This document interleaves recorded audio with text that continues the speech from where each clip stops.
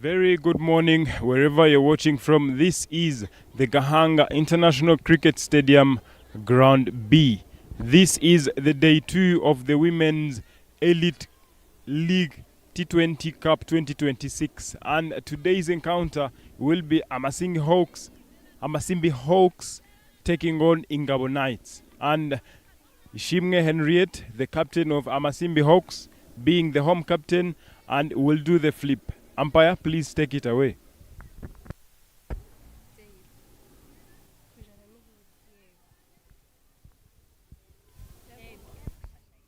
Heads was the call.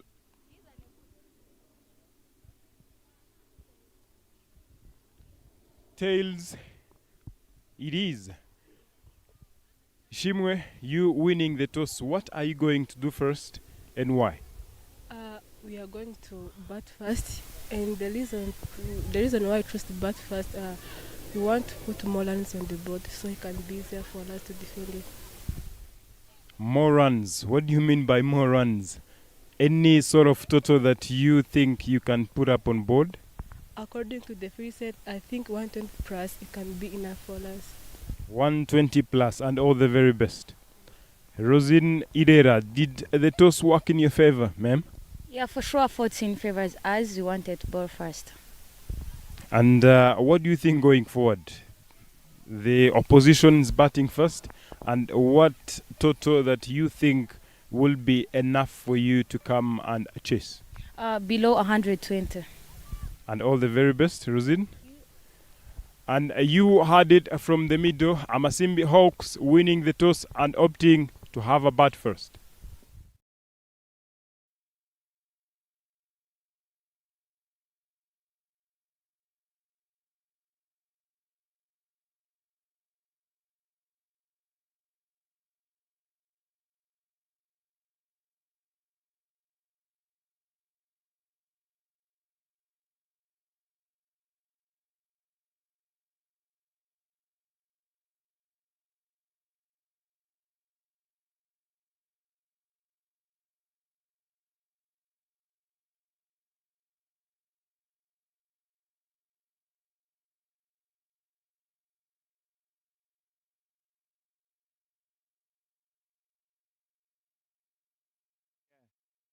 Ingabo Knights going to bowl first. The standing umpires today, Gisaje Nganje Abdara and Irio Veronica, are the ones to take charge of this game. And on your screens, the two batters going in to bat. The two of them, national team players, looking forward to what they are about to offer this morning at Gahanga. Clarisse Umutoniwase, the left-hander, and alongside Sarah Uwera are the ones who are going to be looking for runs for Amasimbi Hawks. Berize Murekatete having the ball. She's the one who is going to bowl the first ball for Ingabo Knights. Beautiful game here. The starting raven for Ingabo Knights, Irera Rosine, the captain herself, Bimenyimana Meridiane, Ingabire Georgette, the wicket keeper Irakoze Flora, Ishimwe Mutonwase Zulfat, Nyirandorimana Pacifique, one of their strike bowler, Tumukunde Marie Josefa, Oftine Maririan, Wimanzi Keira, Mukamsoni Anifa, Murekatete Beriz, the one who is going to open the bowling, and Nakuzwe Dorian. Shimwe Henriette on the other side, Justine Ngabire, Tania, Josiane, Nadine Umuringa Sonia, Clarisse Mutonwase to open the batting. Sabiemana Sylvia, the leg spinner, Clementine Waisaba, Sarah Uwera, the opening batter, Tamali and Isimbi Henriette, and Belize Murekatete coming in to bowl the very first over of the inning from the mound end. Having one slip in prey, Irera Rosine, the captain herself, looking forward for the top of Rhine and ranks, looking sharp in the field, a very good outfield out here. The sun is out, the pitch is ready, and the umpires have called the time to play. Let's see what the Berize got for us. First ball up and starting off in style with a dot ball. The two teams having registered wins in the tournament so far. Ngabo Knights having played 2, Amasimbi Hawks having played 2 games, winning one game apiece, and looking forward to them to see what they're offering this time around. Belize running in again. Sarah Uwela, not enough power behind that shot straight to Georgette. That extra cover region. Another dot ball. Can Sarah now push some runs on board Can she open the account, the runs account for Amasimbi Hawks? The captain, Shimge Henriette, mentioning at the toss that they need to put at least something above 120. Can they really do so? We can only find out at the end. And in response, Rosini Herrera saying that the toss worked in their favor. They really wanted to have a ball first, because this is the first game of their 2026 at Gahanga B. The outfield looking very green. Allow the peel, the umpire moves away, not interested at all. Belize looking very attacking. 4 dot balls in a row. I think Sarah will be looking to get off strike for Clarice to also have a go and see how it goes. And Rosini Herrera mentioning that they want to restrict them at least below 100.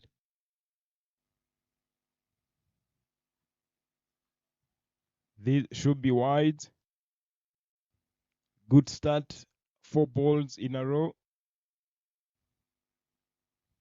And now giving away an extra. And it is all about the consistency. For how long can you be consistent? For how long can you bowl that line, that length?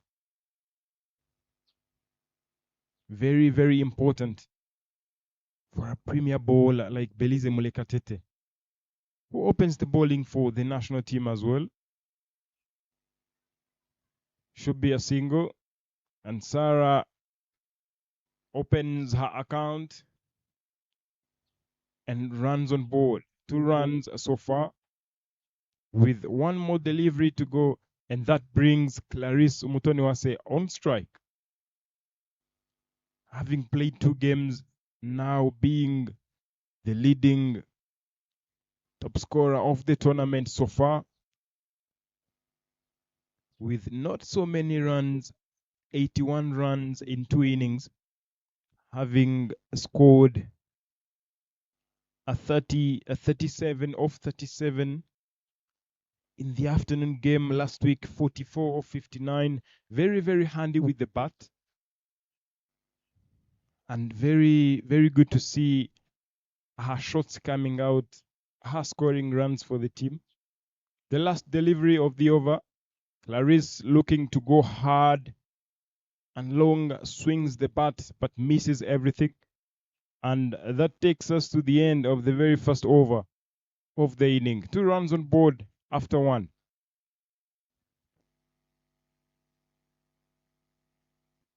The dugout of Amasimbi Hawks, the captain ready to roll. Isawa Clementine padded up. And the coach himself, if you look at them, they are looking very okay, relaxed so far.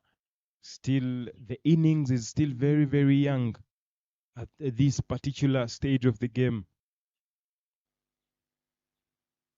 And the captain herself brings herself into the attack from the road end. Herrera Rosin and Sarah Uwera will be on strike. And now the key thing for Sarah Uwera will be not to chew balls, not to keep piling on dots, because now she has faced 5 balls, scored only 1. For Amasimbi Hawks to be able to get to 120 plus, they will need to keep the scoreboard ticking. And starting off with a dot ball. And I will not be alone this morning. Jingo Kenneth Bryson, you're very welcome. Thank you, Mr. Delay. What a beautiful morning here. Look at the outfield, a little bit wet. The batters are going to adapt to the conditions, make sure they're going to be on their tool, getting a lot of quick singles. some tight lines bought by Rosine here, starting making sure she's attacking the stump early on. You got a chance to on the week to go for the toss. How did you see the pitch? It's definitely still very, very fresh. And a run out chance. And a shy at the stumps. That was Kayla Wimanzi. But the umpire says not out. The pitch looking very, very... Actually, this is the very first game of the tournament. Pardon, not the first game of the tournament, but the first game here on Gahanga B. As in yesterday, we couldn't play the men's elite league, the 50 overs on this ground because it was very, very wet for any game to take place. You could imagine now this morning what you should expect. Definitely spin will come into play. And when Shimwe mentioned that the outfield looking very, very sharp, and that's why they chose to have a bat, and Rosine saying that the toss worked in their favor because she knew what she is going to do with the ball on that pitch. There is a little bit of grass. Rosine Herrera now going down the leg. Not good enough. Conceding a wide and giving away extras. 2 more deliveries to come. Looking forward now to Clarice on what she will have to offer in terms of the shots. This is game number 2 of the day. Gahanga A as well having a game.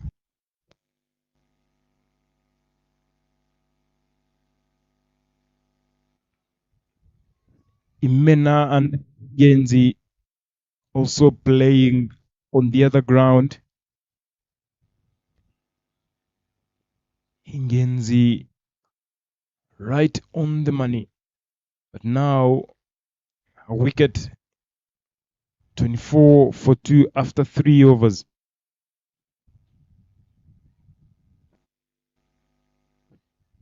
Imena Herons losing 2 wickets in a quick succession,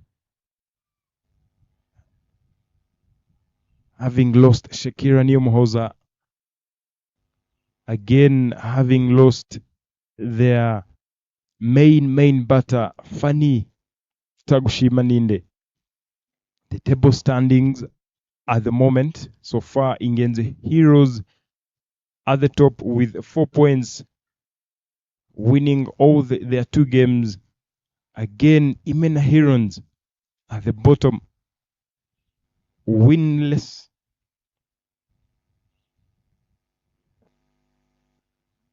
Six runs on board after 2 overs. And that will bring Belize Morikatete back on strike. Again, talking about dot balls, Mr. Bryson. If you look at the number of dot balls that are conceded by the batters, can really that allow them to get to 100 runs mark? Yeah, it's just hard condition to bat on. Let us see what 2 batters, senior players on the crease batting together.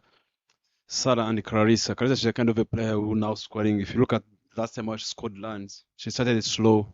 She always catching up against one of the bowlers. If you look at the front-end bowlers of Ingabo Knights, there's a Lozin and the Belize. Those are front-end bowlers. They have got experience. They know what they are doing with the ball. If they can make sure they don't throw their wicket and they have going to handle Diane Bimenyimana, one of the swing bowler, they just need to come up with a plan, making sure that if they can cross 100 marks at the end of the day, you might see some runs on the board there, as long as they're still batting. If you look at Amasimbi, they just depend on only 3 batters. It's Salah and Clarissa and Harriet together. Other are youngsters coming up. Good runs.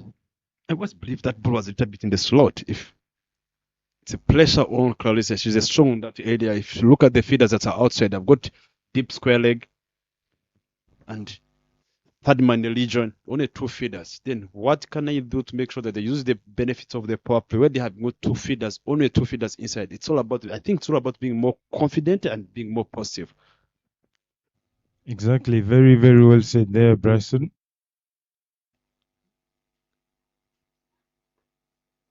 I was waiting for this delivery. It's definitely Clarice will have to do something very important. That is looking for runs in the power play, because when you don't win the first 6 overs, you definitely get into the mid overs when you are trying to be defensive. You're trying to look for singles, of which they are not getting now. Bowled her, clean bowled. You could see the celebrations from Belize Murekatete. That was a brilliant delivery. The first game they played together against each other, Amasimbi Hawks versus Gahanga Knights. Belize dismissed Salah Wela. Even today, she did it again, attacking the middle stump. Salah trying to flick the look at on the replay there.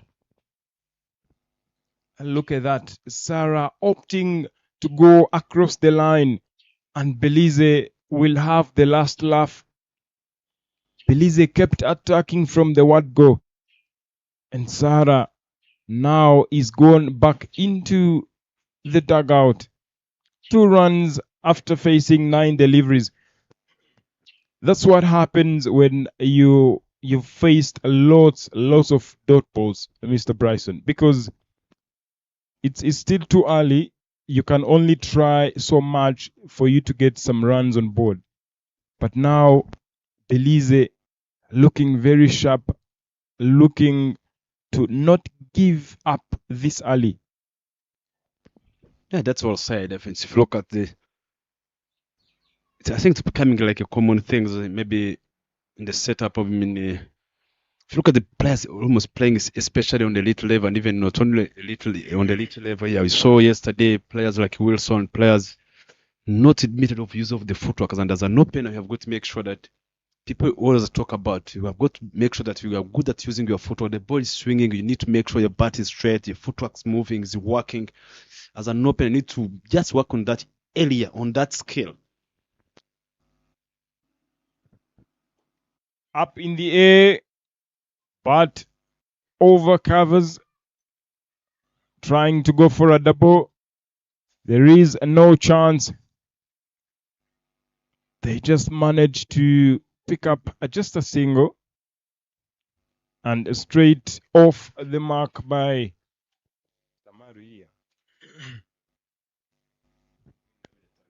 Wingabide Tamali, straight off the mark, and 3 overs down, 8 runs on board. Not good enough, in my own opinion, for Amasimbi Hawks.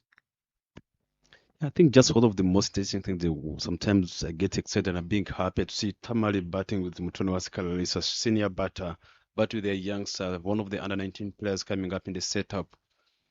It's going to be a big task of Kalalisa, how to handle her, making sure, trying to make sure she build their confidence, facing players like Rosina and Belize, bringing such a kind of a mid-pace to her. It's something, maybe she might be scared. It's all about now Clarissa Uwase, how she's going to use her. Tamale, she's a good player. She watches the ball. She likes hitting the ball. But now it comes back to Uwase Clarissa. That's a good shot, straight in the hands of the covers. Dropped catch by Lilia in feeding in the covers. Another opportunity given to Tamale, as I have been mentioning. She always likes striking the ball. Another big shot straight in the hands of the feeder, feeding at the middle. That's the end of Tamale. Pressure on back to Amasimbi Hawks. Dugout. What a brilliant catch taken by a feeder feeding at the middle. Look at the replay there. The intent was out of hitting the ball well. but he never timed it well. Catch taken well with this in the safe hands of a fader. Ingabo Knights continuing doing the great job of the team. And that brings in Tanya Wamahol coming into bat at number 4. Pressure goes back to Amasimbi Hawks in their duckouts. That was the end of the Uingabire Tamale.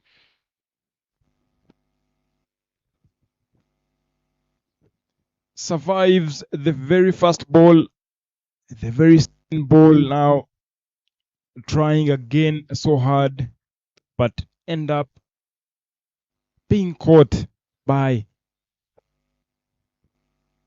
Anifa. And very, very good stuff there from Rosini Dera, giving you the ball as the batter. Try so hard. Try by all means, but all the efforts went in vain. 2 wickets down, 8 runs on board, 3.2 overs. Very, very early in the innings. Nirukundo, Tanya, can she and Clarice build the innings? Again, Bryson, if I remember well, the previous week, the last games, this is what happened. The wickets fell quickly, and Clarice now had to play a catch-up game, but looking for ways on how to build the innings, of which she did. She managed to score some runs for the team, and even the team won. But the runs on board were not that enough to allow them to come in and defend with confidence. And that's well said, and giving it a little bit flight. And there's no turn on the ball there. 1 ball remaining here. It's just a matter of singles. Anton Tanya, as I have mentioned, one of the under 19s getting exposure here. It goes back to Carlis to build their confidence and let them scrape it well. All the way there's a feeder under it there. Zulfat Shimwe feeding at the square leg. He just managed to get only 1 line. Just what I've been mentioning here, it's gonna come to Clarissa and the Tanya Wamaholo. They have been playing together for quite some times. Last elite they were together. They need to adapt to the condition. It's a pressure on already now. There are 9 runs in 4 overs. What a brilliant inning figures by the Ingabo Knights bowlers, making sure they get early wickets. What they are doing, it's 9-4-2 already, and 4 overs gone. The score is 9. That's they are going for 2 runs per over. Clarissa need to be smart enough. The pressure is on them. It's there now. They're going the consolidation phase, making sure they keep protecting the strike. One of the best things I have been watching in the Little League, Ms. Adele, you already squeezed the team. After the power play, you open the field, and the team is already on 10 runs or 18 runs after 6 overs. There's no need of opening the field. Keep squeezing them. Let them try to go over. And very, very well said. I second that big time. When you've been holding on the throat of someone, there's no need of letting go. There's no need of letting him or her breathe even a second. That's what Ingabo Knights will have to do. If now they are keeping things tight, things have to keep going tighter, big time. Because at the moment, if now you let Clarice take you on, if you let Clarice now be in control, then as the bowling team, you've failed somewhere, somehow. And Tanya, very, very poor fielding there at point by Mukunde Marie Josepha. Now that brings Clarice Mutoniwase on strike. Clarice, who will be very cautious because of the wickets. The wickets column not looking good enough because the captain is still behind. She's definitely sending in some batters to see if they can try and control the game at the moment. But she'll be coming in later. Can only wait and see what she offers. Clarice again standing and delivering. Not good enough with the use of the feet. Clarice, she has very, very good shots down the ground. And Belize offering width, of which I think Clarice now will have to try something else. Because you can be keeping your wicket, which is very good, but again, you've got to score some runs. And that's well said. And it's a T20 game. It's a game of figures, and you have got to be, as a batter, you have got to have that skill of playing with the scoreboard. And as that's what can you expect from a player like Clarice. Yes, the length, then they're attacking the stumps. He needs to back herself and making sure how can you get that pressure from Amasimbi Hawks and you transfer that pressure to Ingabo Knights bowlers. If you look at if they keep bowling like this, you have got bowlers like Diani Menyimana, other spinners like Tumukunde, Mali Joseph, left arm spinner. Have got a lot of bowlers in the field who have got some experience. And Zulfat, leggy spinner, when it comes in the mid overs, and I'm thinking about if maybe that's why they use that strategy of letting Belize bowling 5 overs. Bowling 3 overs on the slot to make, and I'm just expecting now seeing Lozin again. I think the front-end bowlers are going to make sure they bowl in the power play, and they have done the job already done well. And the remaining job going to be done with one of the middle overs experienced bowler like Diani Menyimana backing up Zurufat, Tumukune Mali Joseph. They have got the skills. There is also Pacific Nyirandorimana, one of the up in the air. This should be taken, and troubles for Amasimbi Hawks. Clarice Omutoniwase playing safe, being very, very cautious, looking forward to try and push the game, push some overs, but now perishes. Belize Murekatete bangs that one, and Clarice, look at that, bangs it. Clarice trying so hard to play down the ground, but end up putting that one in the air. And Georgette will have to do the business. Mutonwase Clarice perishes 2 runs off 11 balls.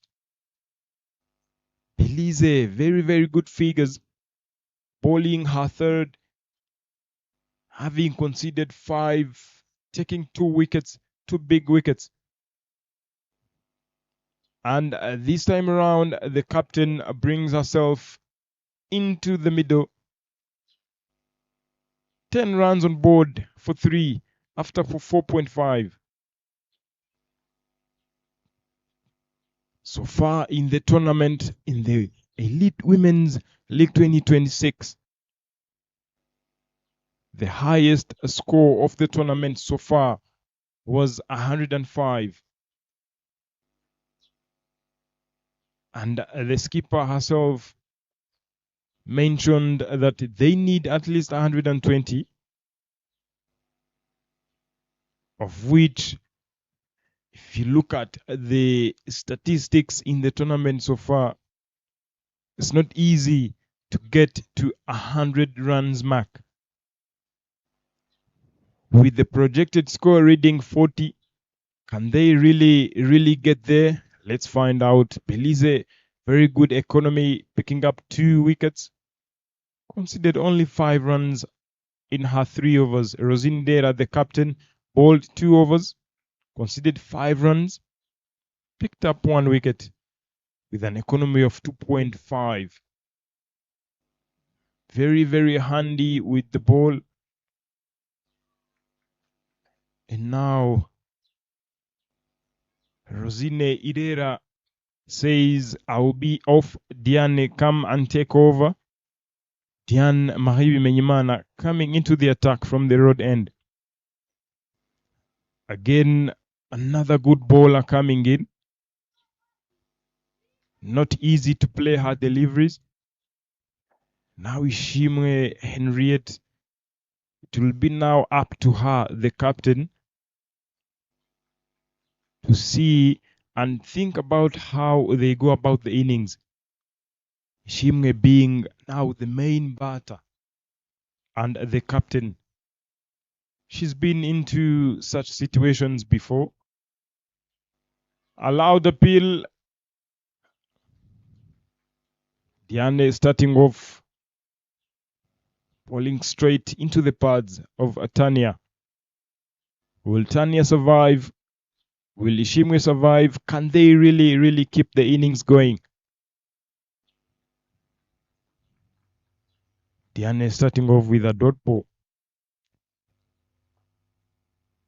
Played that one beautifully off the pads and the ball is racing away, but the outfield, the grass will not allow the ball to travel to the boundary. They will just pick up a double. And Tanya looking to be under no pressure at all. If you look at the shots she's offering, gets down on one knee, sweeps. Beautiful bowling and very well defended by Tanya. At this time, at this stage of the game, the risks will not be that many.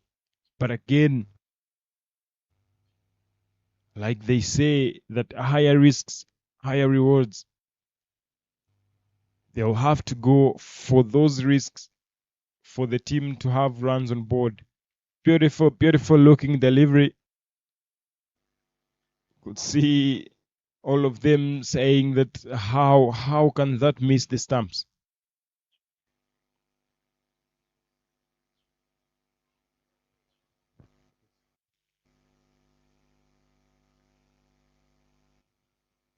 After 8 overs, Ingenzi Heroes are on 43 for 3. Playing against Imena Herons. Shimwe Giselle cruising into the 30s, 27 off 31. Again, having lost main batters in the team, now she decided to take the game on. Exactly what has to happen in this elite. Senior players will have to take responsibilities all through.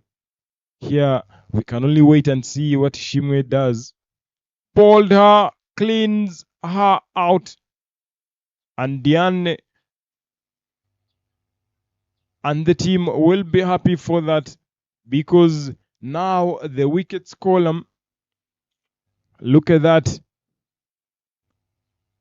through the gates of Tanya Nyorukundo, and she is gone. After facing 12 deliveries, scored only 4 runs. 12 is what the scoreboard is reading after losing 4 wickets. And this is the end of the power play.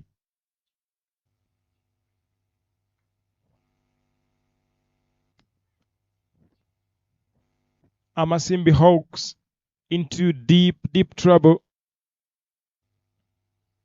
losing 4 wickets in a quick succession this morning here. Not good enough.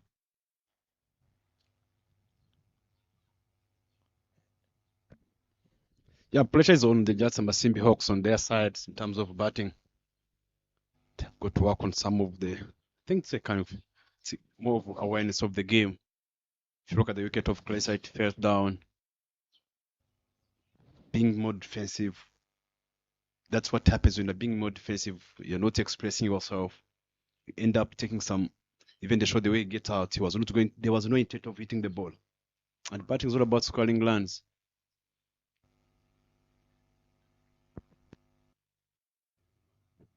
Irandorimana Pacific now into the attack from the mound end. She is very handy with the ball when it comes to the economy. She's very economical. And what she does, she just release the ball, and you as the batter, you just find your way out. She's the former international. Very, very good bowling there. That should have been stopped by the bowler. Again, the batter's not interested at all. And Owaisawa Clementine joined the captain on the crease. Can the two score runs for the team?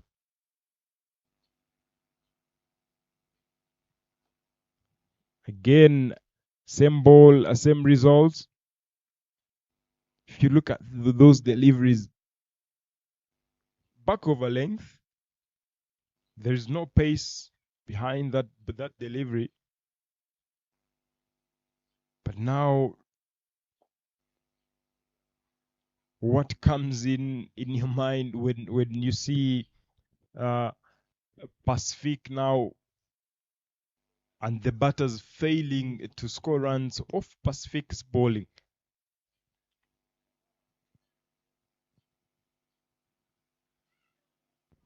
As a batter, as a national team player, how do you handle situations? How do you find ways in terms of scoring runs? Again, opting to go finer. This will be just a single. And that brings Clementine on strike. How is she going to behave off Pacific's deliveries? And this will be the last delivery of her very first over. Yeah, I think as a senior player, you've got to back yourself. When you're batting, you're looking on the scoreboard. Clean board again, stretch the stumps, going across the line. That's the end the life of the Clementine Waisawa. Trying to be casual. There's no intent of scoring runs. Want to see another low scores here on this kind of a pitch. Pressure on.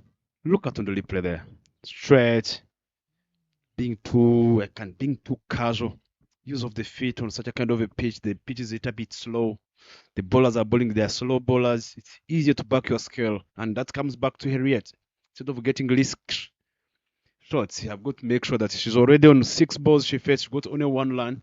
She needs to backing herself, making sure she keep playing some shots. Her shots normally, whatever that happens, make sure you put some runs on for your team. Amasimbi Hawks again into deep trouble. 14 runs on board after 7 overs.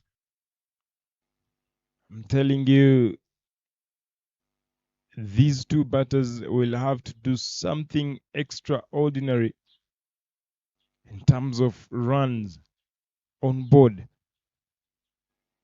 Usabyimana Sylvia coming in to join the captain, Henriette Ishimwe. And Diane comes in to bowl again, her very second. The two of them know each other very, very well. But this time round, Ishimwe manages to play that one off the pads, going finer, picking up 2 runs. Ishimwe again being very, very cautious, having faced 7 deliveries, scored 3 runs. That's what I've been talking about early on when before the power play ends. You have already, the team is already in 7 out of 16 for 5. Let's not of taking the sweepers on the boundaries, getting the mid-off inside to make sure that you cut the singles. Playing too early, I think should have waited for that ball. I think one of the things I don't know if the batters are realizing, apart from Belize who tries to bang the wicket, hitting the wicket hard, other bowlers can quite a little bit slow bowlers, and when the slow bowlers come to bowl on the slow pitch, the ball does not come. I've got to play much as late as possible, waiting for the ball and express yourself. If Henriette should have waited for that ball, she could have hit that ball cleanly straight to the extra cover. Allowed appeal And the umpire, the finger is up. And ladies and gentlemen, the skipper is gone. Flora doing the business.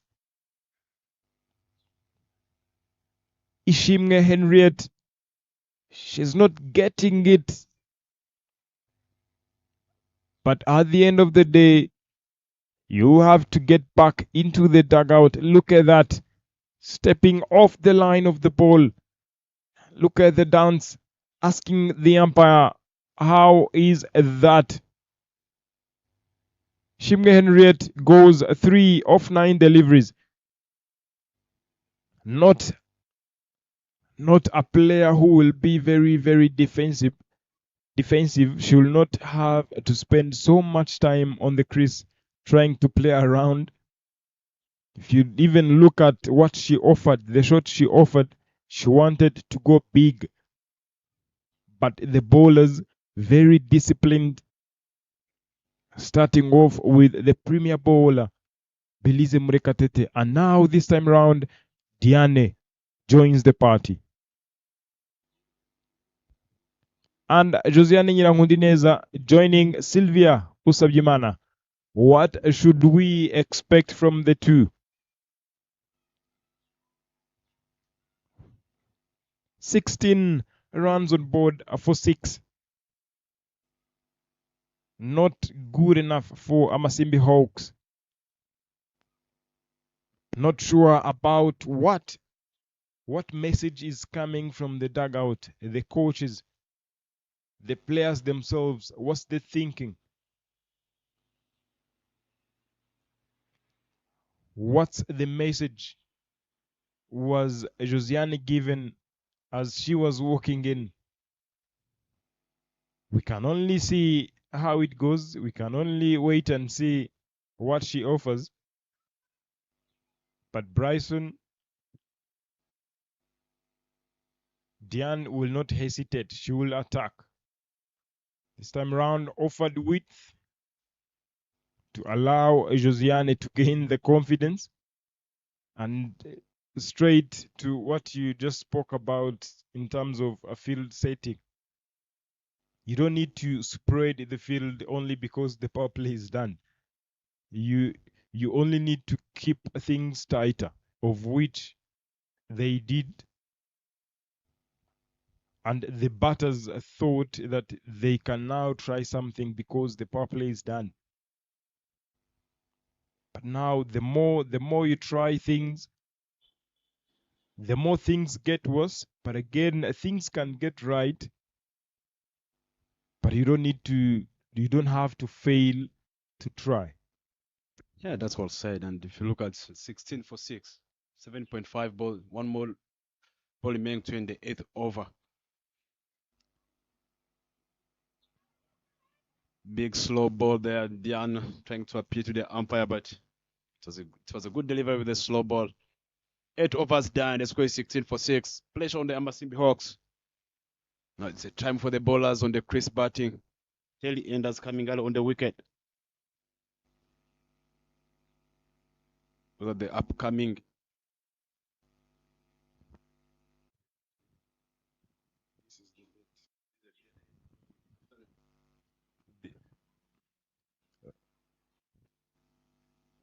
Could see the games of the day and the upcoming games next week. Ngabo Knights playing Ingenzi Heroes this afternoon. Imena Herons again playing Amasimbi Hawks this afternoon. Those were the upcoming games here in Gahanga this afternoon. And looking forward to the games coming in next week again. And the 14th of March will be the last day that the Elite Women's T20 Cup 2026 will be ending. That will be the last day. Pacific Nyirandorimana coming in again. That was the bowlers catch. Sylvia playing more straighter over the bowler. for just a single as she gets off the mark. Now Nyirahundineza, Nyirandorimana, the two of them, what can she offer? Still, Nyirandorimana Pacific, she will never offer you width. She will only try and attack the stumps. And Josiane now will have to score runs, will have to find ways to keep the game going, to keep the innings alive for Amasimbi Hawks. Width, Josiane trying to go for a cut, misses that one. If you look at Pacific, in all the games that she had played, she's been very economical. Very economical. This is the second over, now having conceded only 4 runs. And projected score reading a 42 with a current run rate of 2. Not good enough at all.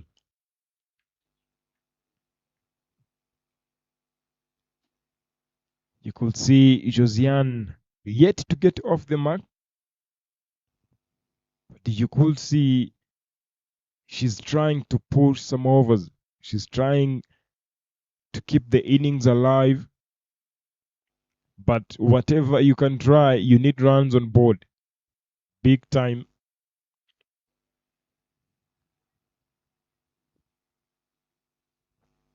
Of which I feel Amasimbi Hawks would have a bowled first, having gotten the opportunity of winning the toss. Because Rosine knew that very well, that yesterday the men's elite league couldn't be played on this ground because the ground was very wet. You should be having the idea on what to do when you win the toss. I think that just even I had a question. Maybe it was a team plan and they wanted to bat fast for the Amasimbi Hawks back there batting. But when if you look at their depth in terms of batting, they've got top 3 batters, those who have got already experience. You've got to make sure that the conditions that are being possessed here, look at the conditions here. What are the conditions tells you? Yesterday there was heavy rain. The ground was not being able to be used because it was a wet pitch, wet outfield. We won the toss in the morning. There was a dew early on the morning at almost at 6 at 5. You have got to make sure that with our batting department, what can we do if we want? They have got a chance to win the toss. They ought to go and have a bat first and played it well by attacking the sweeper, straighten the hands over, and if I'm feeding at the long off, managed to get a single. Yes, they should have backed themselves early on here.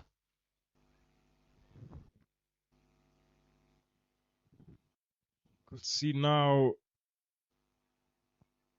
extending or spreading the field. Sylvia comes in, it drops extra cover long off. Josiane, now everybody is in, everybody is inside. An inside edge, finding Belize, who takes a shy at the stumps but gets nothing out of that because Sylvia had arrived safely. The two are trying so hard, they are trying to run in between the wickets.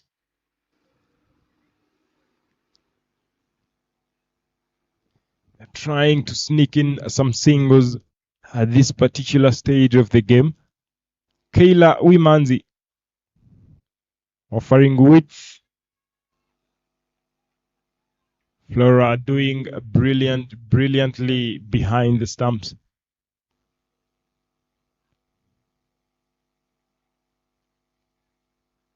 Only halfway the innings, but 6 wickets down. Amasimbi Hawks hits that one down the ground finds a long on Dian, who restricts them just for a single. Again, very, very good stuff there from the skipper Rosin. Opening up for Sylvia and squeezing that hard, making things tighter for Josiane.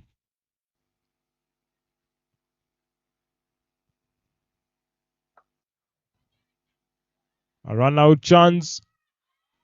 And the umpire says, yes, it is out. Josiane hits that one down the ground, thinking that they can steal that single. But the fielders look at that one. It was hit down the ground.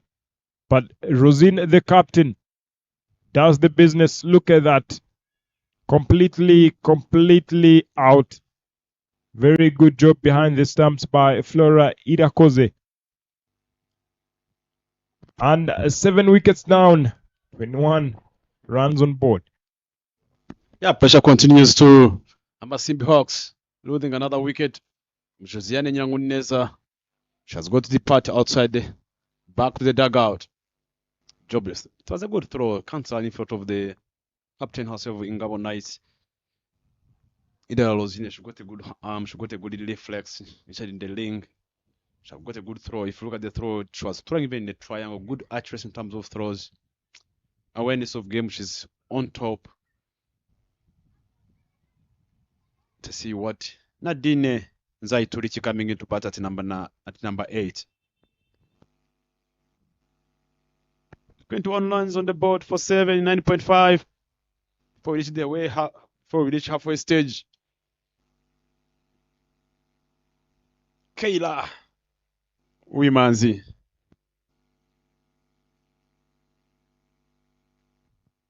That was an appeal, but dot ball it will be. Very good over from Kayla Owimanzi. Halfway the stage, 21 for 7. Is it good enough for Amasimbi Hawks? Not at all.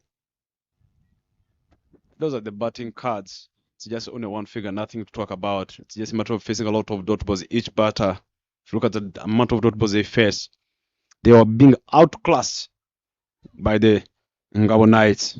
Just only one figure. No one have got it, even double figures on the board. Just need to sit down and strategize with their coaching staff and the captain. Come up with the plans for the afternoon game.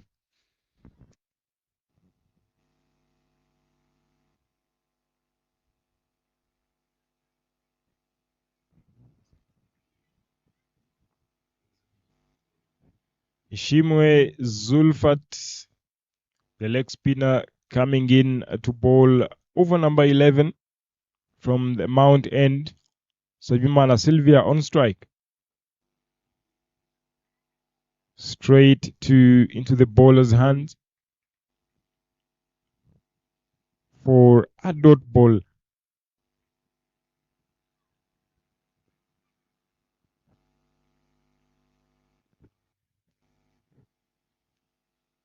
Zulfat again being given a ball. What can she offer? It's only three more wickets. And this is what happens when you are too defensive. Because you could see the intent was very, very clear from Josiane Nyirahundineza. She was there to push some overs. But it's a T20. It's a quick game. You only need to score runs. You can only score runs and see how it goes later in the innings.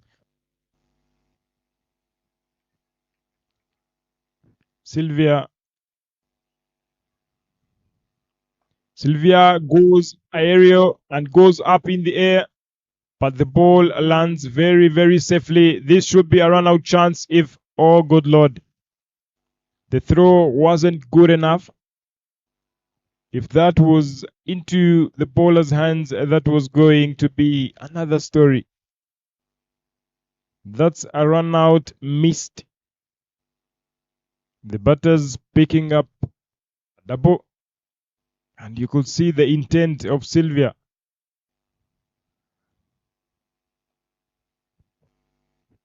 Looking to go big, looking to score runs.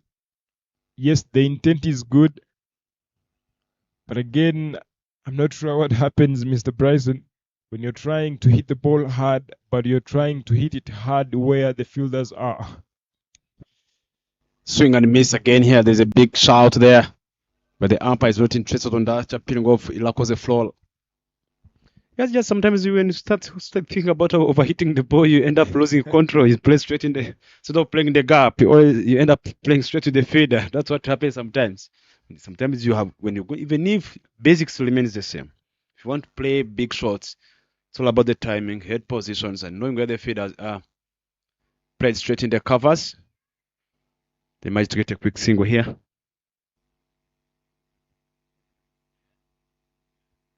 One more delivery to go for the 11th over here. Score is 24 for 7. What a kind of a low score. Are we going to get 44 runs here? Benefit of 60 with the two batters in batting. Yes, they are bowlers, but sometimes they have got experience on the little level. That's where sometimes they step up here. I've seen some of the bowlers doing the job with the bat from nowhere. Can you see Nadine doing it? See the front defensive shot she's playing. She's looking quite solid defense. 11 overs gone. The score is 27 for 7.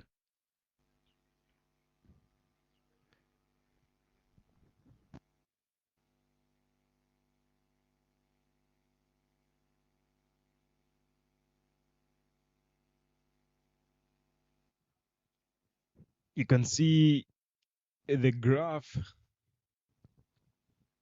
Not a lot to talk about here. The wickets falling in quick succession. 7 of them. And now Kayla, can she have a breakthrough? Because Sylvia looking to keep things going. Hits that one down the ground. The fielder not good enough. They are looking for 2. But the fielders saying you can only take 1. And that was Anifa at a long off.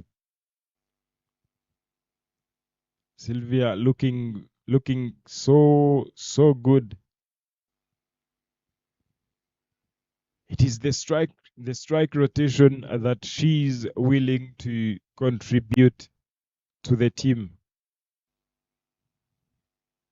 But again, how about now the other end? But the intent is good.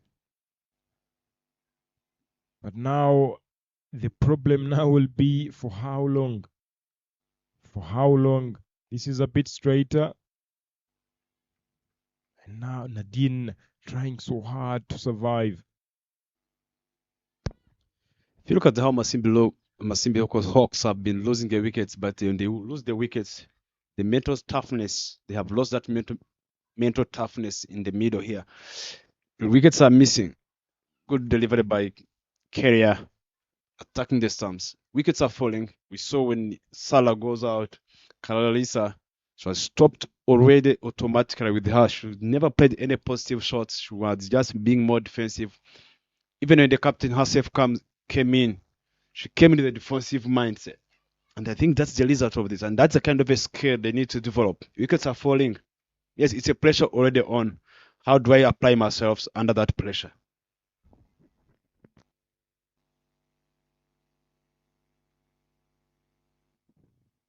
Exactly. And the pressure keeps on piling. The tournament boundaries, 44 boundaries so far.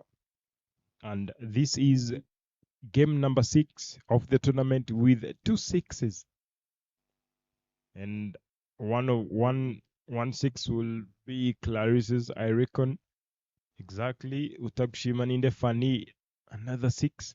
But Clarice leading the boundaries with 7 of them. Fani as well, having 6 of them.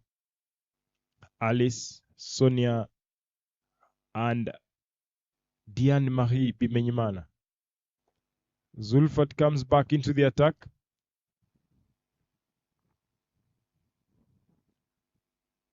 Now Sylvia,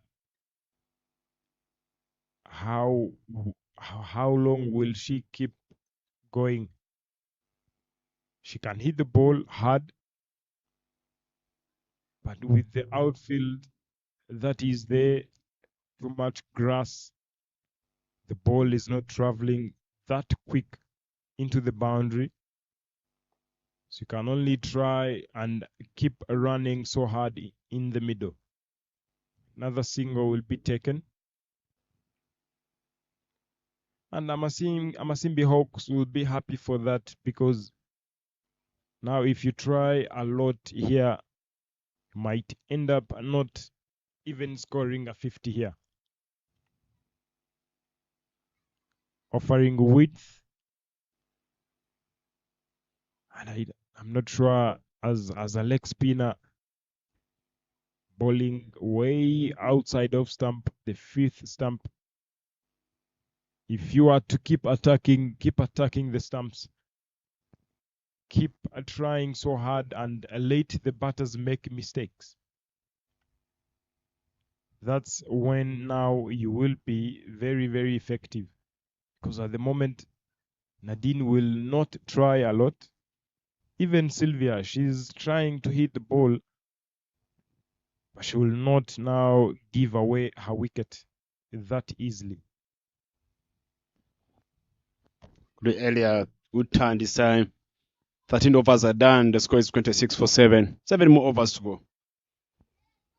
That's the dugout of Ingabo. Those are some of the boys from Gahanga with the under 19 boys having relaxed under the tree after having their session in the nets, making sure they just follow the game. Their coach, Elik,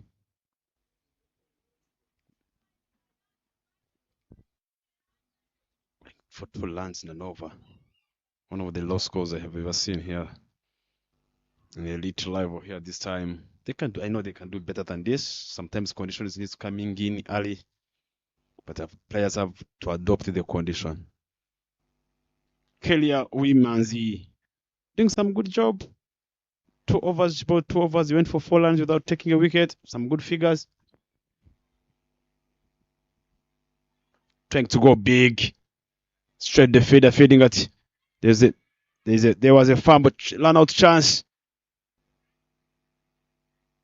But good running between the wickets by the 2 batters in the middle, Nadine and Sylvia. Managed to get 2 runs. Whichever opportunity that Sylvia will get, she will have to come back for 2. And that was Diane at long on, who hits that one down the ground. The ball is racing away into the boundary, and this will be the boundary. That was a soft feeding from Diane, feeding at the long on. That was supposed to be even only 1 run. To the replay there, the intent of hitting the ball was light. Well, she just never fitted the ball where she can do better. She never bent her back. Could have done better than this. The pickup, you even had a backup right behind you, but you end up give away a boundary. Much needed boundary for Amasimbi Hawks, but not good enough for the fielders. Sylvia taking the game on here. Now into the 2 figures, 14 off 17 balls.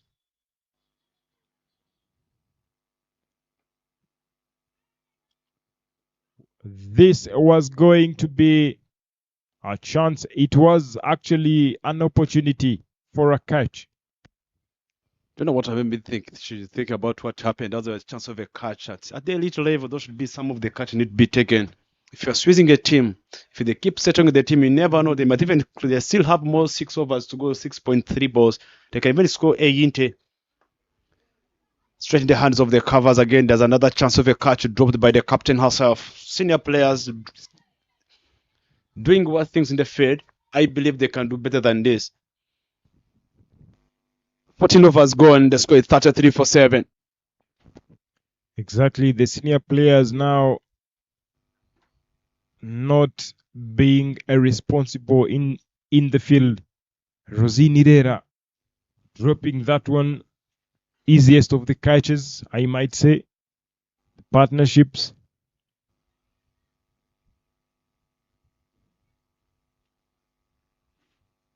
Partnerships, not a lot really to talk about. But Sylvia and Nadine Zaitudichi, 12 of 25, very handy. And all those 12 runs came from Sylvia's bat. If you look at the bars, the second over 4 runs, and the highest now 7 runs, which is the previous over.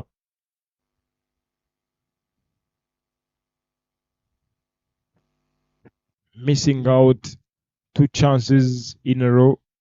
Diane at long on, failing to take that catch.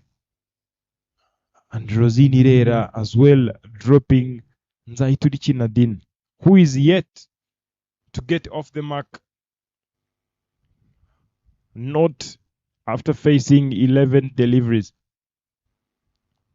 This has to be taken. This was the chance, and Sylvia was looking forward to at least sneak in some other boundaries, but this time around perishes. Mukunde Marie Josepha strikes on the very first ball of her very first over, caught and bowled. The ball goes up in the air and the bowler herself does the business. 33 for 8.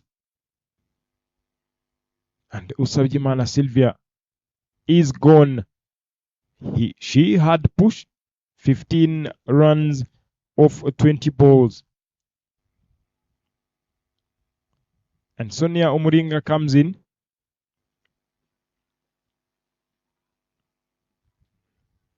I have 2 more wickets. Can the 2 wickets do something? Can the 2 wickets put some runs on board? We are yet to find out.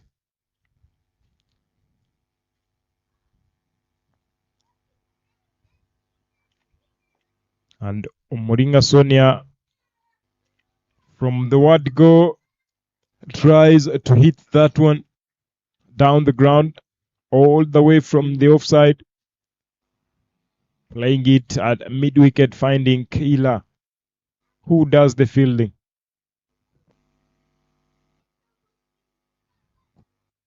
Hits that one down the ground, and that finds Zulfat Ishimge at the cow corner region.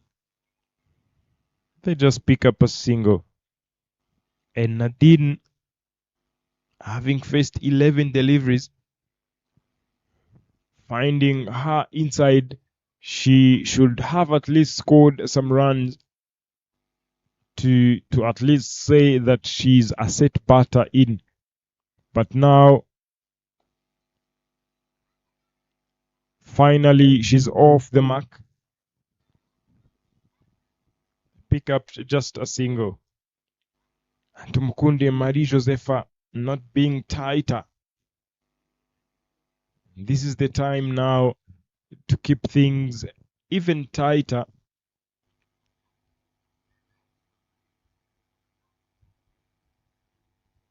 The fielding team looking very relaxed at this stage of the game, offering width, but those are wides, and that will always be in the favor of Amasimbi Hawks. They'll be happy for the freebies. Goes aerial up in the air, Keila underneath, but drops that one as well. The fielding team not being very effective not helping out the bowlers. 4 chances went begging. 4 chances of catches. And that will take us to the end of the 15th over. 15 overs down. The score reads 37 for 8. The last 5 overs, what can they offer? What can the two batters give? Will Amasimbi Hawks try and push so hard? We can only wait and find out.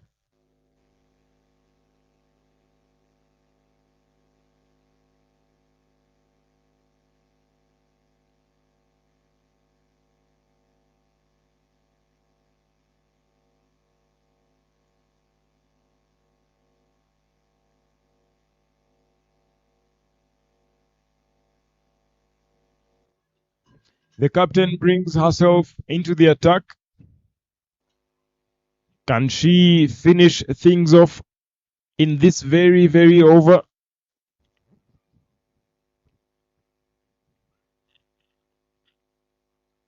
Again, Zaituri Nadine considered lots of dot balls, bit of flight off that delivery, and they'll allow themselves to come back for 2. Nadine trying to now look for big hits, but it's still very, very tough. As in now into these overs, the premier bowlers now will be coming in. Rosin this end, Belize the other side. She has one more over to bowl. Sonia again trying to survive, of which I think this should be the time now to look for some runs. Hits that one over, but they will try and sneak in a double. Not really, just a single. And if restricting them, she will not allow you to just keep sneaking some runs. Bit of a flight. Again, at point, sneaks in another single. Rosin trying to buy some wickets here. But the main thing here will be making things tighter. Let the batters try something else. Cleans her out. And that will be wicket number 9. Sonia Omuringa goes. And Irera Rosin picks up another. Look at that. Look at the turn, a bit of a turn straight into the stumps. 41 for 9 after 16. 4 more overs to come. Can Justine Ingabire, who is joining Nadine Nzaiturichi, can the two push a little bit more? Can the two add some runs on board? Let's find out as Diane comes in to bowl her third.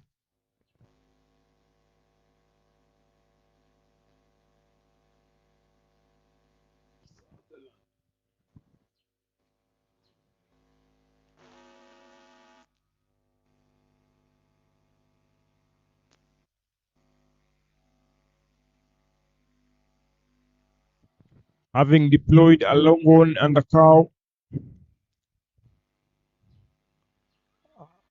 an appeal, the umpire nods her head, not interested at all. And Diane knows she has to attack the stumps. It's the last wicket.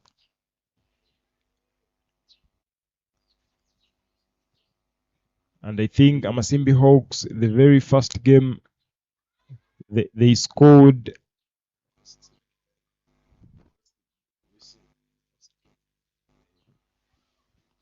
They scored some 70s, of which the opposition couldn't come in and chase. Amasimbi ended up winning that game. They are a very good bowling team, of which they are aware that any score that they put up on board, they will come and give themselves a chance. They will come and try so hard. So it's now up to Ingabo Knights for them to restrict them below 50 runs. And Ngabire Justine will sneak in a single here. And as she gets off the mark as well,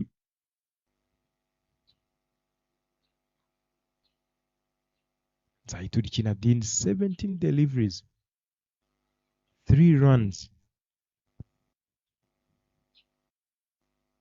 For sure, T20 is a game of runs. Goes up in the air, and Rosine, no chance, not even an effort on trying to catch that one. Not at all.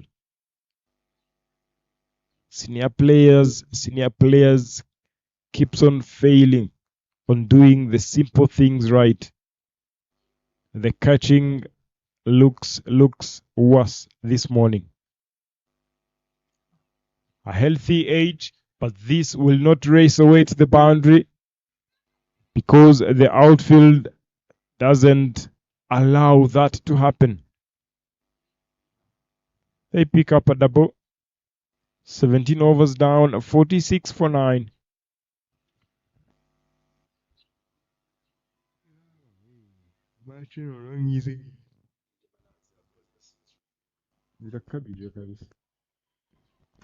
One more wicket remaining here.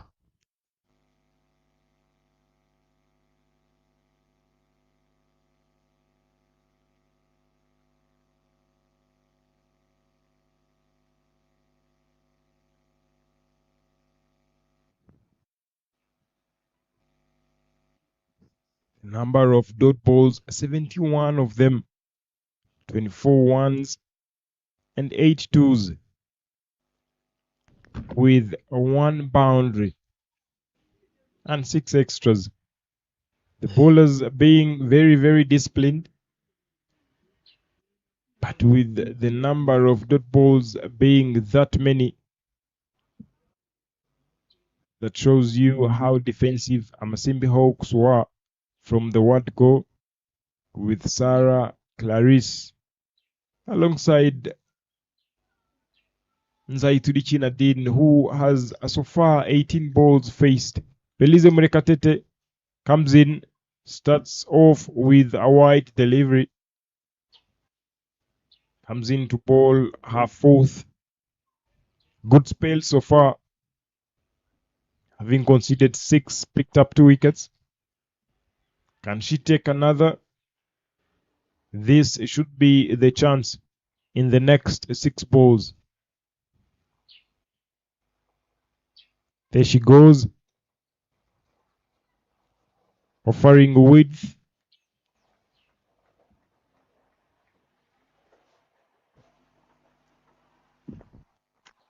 These are just you need as a bowler to make sure you back your skill.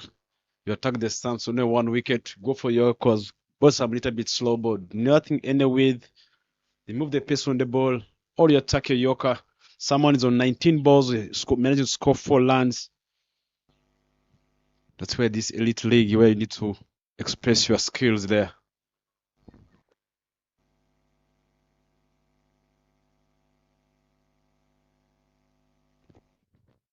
I'm sure Belize is not happy for herself as well. What she wants is bowl it a bit straighter, keep attacking. Because Nadine, she's looking very settled, as in facing 20 deliveries. You're okay with whatever comes. Again, offered width with pace off this time round. Dot ball it will be. And you could see Nadine trying, swinging that bat hard, but gets nothing. Let's see this delivery. This has to be a bit straighter, I doubt.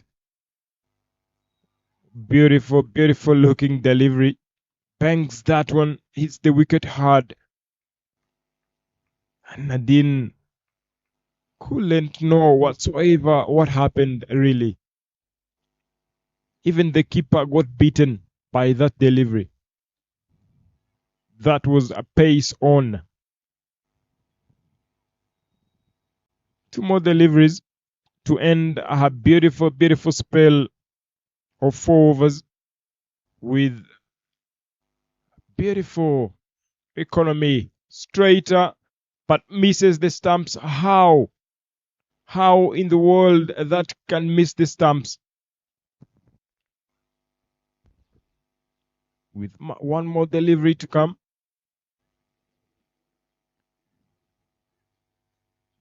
The current run rate 2.6.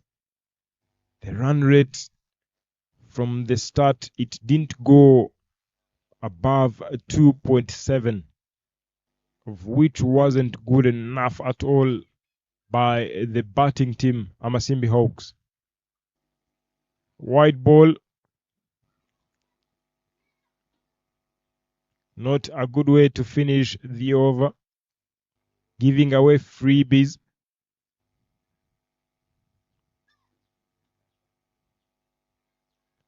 This is what you would wish to see as a coach or as an individual, seeing these bowling figures from a pace bowler.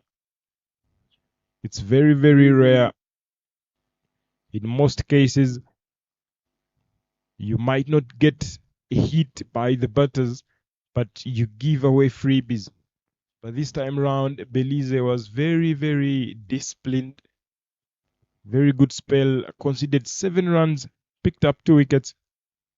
And the scoreboard reads 48 for 9 after 18 overs. 2 more overs to come.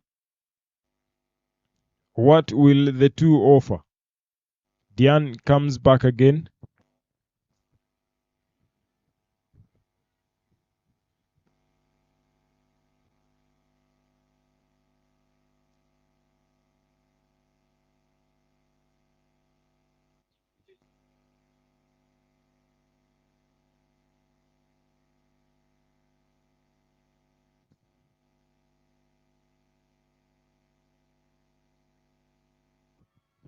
That will be the end of Amasimbi Hawks. Diane comes in more straighter this time around, attacking the stumps. And look at that. That was very, very plumb. And the umpire says thank you. Ingabo Knights will need 49 runs to win from the whole allotted 20 overs. Amasimbi Hawks finishes on 48, all out in 18.1. If you look at the scorecard, the batting scorecard, Sylvia only managed to score 15 off 20 balls. The rest is only single digits, 2, 2, 1, 4. Sometimes they call it phone, they look like phone numbers. But yeah, that's how it is. The partnerships, Sylvia and Nadine of 12 of 26 deliveries. The 12 came from Sylvia's bat all through, with 8 extras bowled. So the 40 runs are the only runs that came from the bat. The bowling scorecard, Belize and Rosin 2 wickets apiece. Pacific and Josefa Tumukunde 1 wicket apiece. But the most economical bowler of the day, Belize Murekatete, conceded only 7 runs with an economy of 1.75. Again, Pacific with an economy of 2, with Diane being the pick of the day with 3 wickets, conceded 9 runs in her 3.1 with an economy of 2.8. Very, very disciplined bowling display this morning at Gahanga. And Ingabo Knights will be needing 49 runs to win from the 20 overs. We'll catch you shortly in the second innings. Please stay tuned.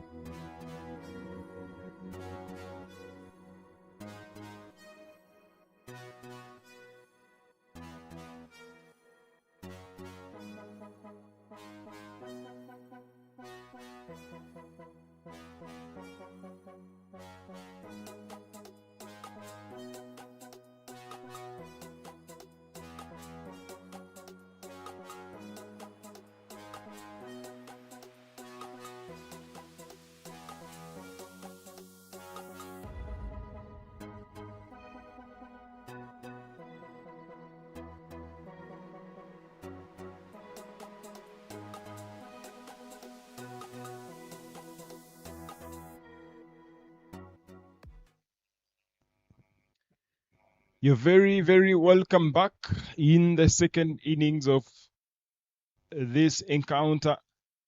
Amasimbi Hawks playing against Ingabo Knights.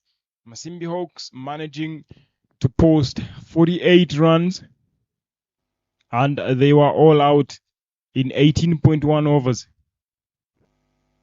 Ingabo Knights will be needing 49 runs to win from their 20 overs.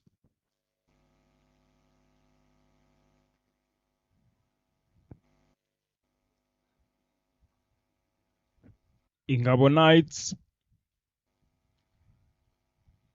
I feel this will not be a big challenge ahead of them unless Amasimbi Hawks does something extraordinary.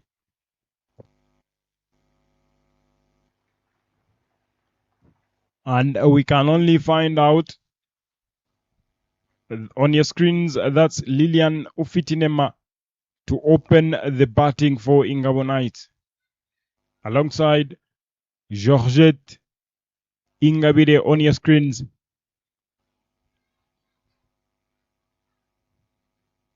The two batters will be looking forward to get the 49 runs needed. And Amasimbi Hawks gives their full trust to Sonia Omuringa to open the bowling from the road end. The skipper, shot number 2, giving advices on the field set.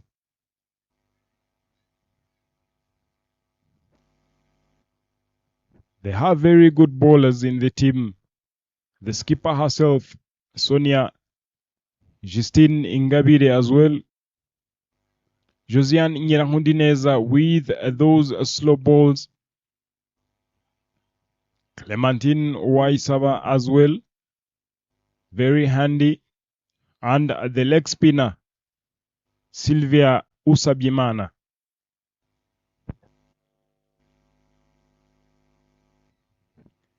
They only need 2 runs and over.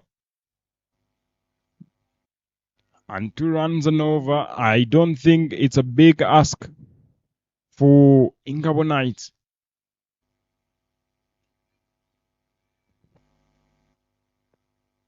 The two batters in can do things and can make things go their way. And that will depend on a very good start. First ball up. And that's a hit down the ground, finding Madoff in place for a dot ball. Such a good start for Sonia Omuringa. There are batters right behind Diane Mahibi Menyimana.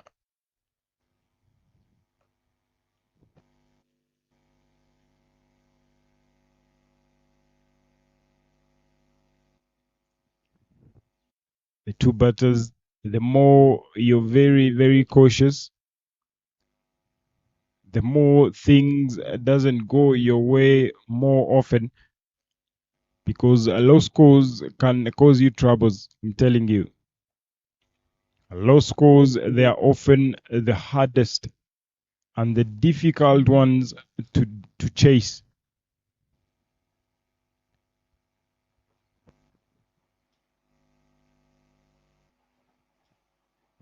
Three dot balls in a row, and Georgette yet to get off the mark, hits that one down the ground. Again, straight to the fielder, Sylvia Usabyimana at mid-off. It's always very important to start on a high. Not interested, the umpire moves away. And Georgette gets off the mark and runs on board for Ingabo Knights. One more delivery to complete over number 1. And that is Ofitinema Lilian who comes on strike. Having deployed a third man, the only fielder outside the inner ring circle.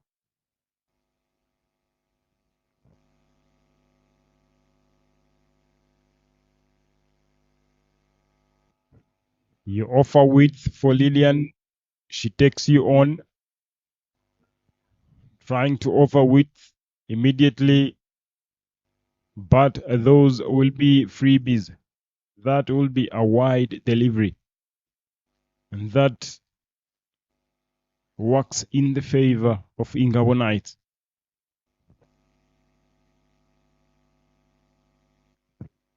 Sonia runs in.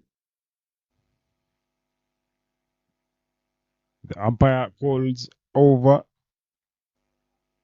2 runs on board after 1 over. How will the 2 batters approach this chase? It's always very, very important. In the very first over, you always know how things are and how you need to go about the innings. With Georgette not being that aggressive, Lilian as well not being aggressive, we can only wait and see how it goes. But unless you bowl short on Georgette, that's when now we should try and be explosive. Lilian, unless you bowl much fuller, or unless you offer width, that's when Lilian will have to be explosive. It's now up to the bowlers to think and decide on what to do, on which bowlers to use. Very good stuff there from the captain, deploying an off spinner, a lefty, and very sloppy by Josiane Nyirahundineza into the covers, allowing them to go for a single.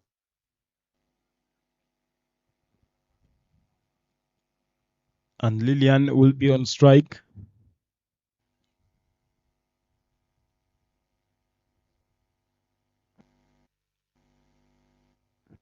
The Elite League for the women's 2026. Such an opportunity for the women to play as many games as possible, as well as preparing players to compete at the higher stage. Now that the women's national team will be traveling to Nigeria in March, and this works as a preparational games for the players. That's why we always emphasize or encourage players off the pads. The appeal, but not interested, is the umpire. They pick up just another single. 2 singles in the over. Not a good throw in the end.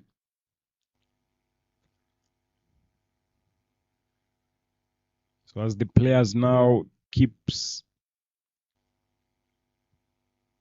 their confidence up in regarding scoring runs and making sure that decisions made are very, very effective. Going ahead or looking ahead in all of the international games ahead. And now even Rwanda is hosting the ICC Women's Challenge Trophy, the inaugural tournament for ICC to allow women's cricket to have as many games as possible in making sure that the women gets playing time.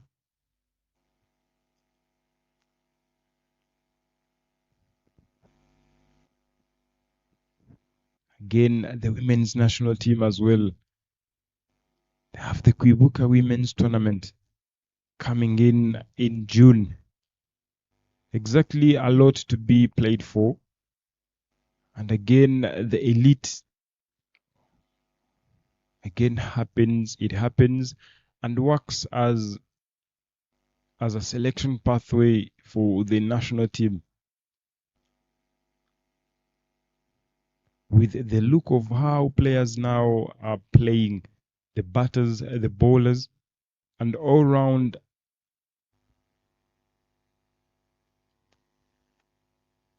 from the top order batters for the national team, the Giselles, the Clarice, the Flora, the Georgette, Shakira, the Mohawe, the bowlers, the Belizes, Giovannis, all of them. There is a need to own the game, to own their game going forward.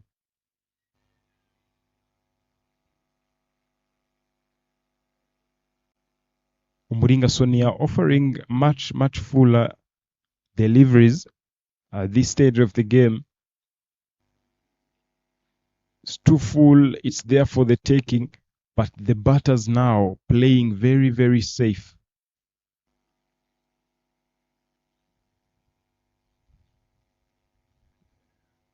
The keeper, things might not have gone her way.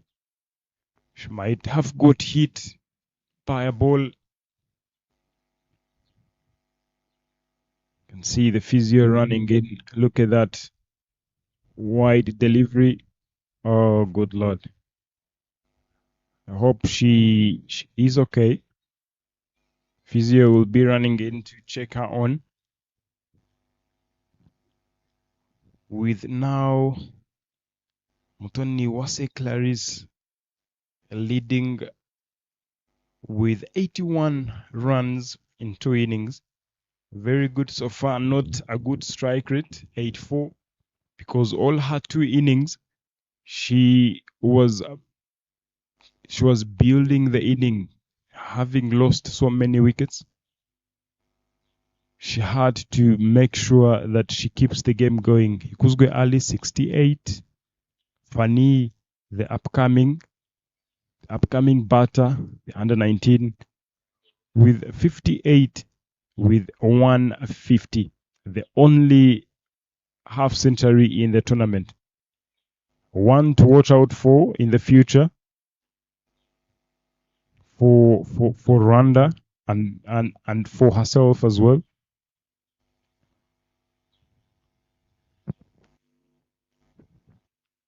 Look at the sixes column, only 2 sixes were hit. Clarice with the bowling as well. Kuzgwe Alice having 5 wickets with an economy of 3.12, having picked 3 wickets as the maximum wickets in a game. Irera Rosine with 4, Justine 4, Kayla, Margaret 4 apiece, Rosette, Rosiane, Diane, Giovannis, Pacific 3 wickets apiece. This time round, we are not seeing Mukungwa Nasira in the picture, as in she normally takes wickets. She's normally in there and leading, but this time round, the bowlers have now leveled up their game.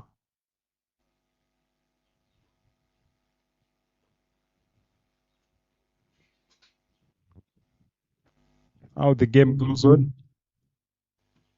hits that one straight again. Same delivery, same results. Georgette not able to pierce through the gaps, having faced 9 deliveries. Not good enough at all. Cleans her out. Cleans her out. Georgette, you cannot be that defensive.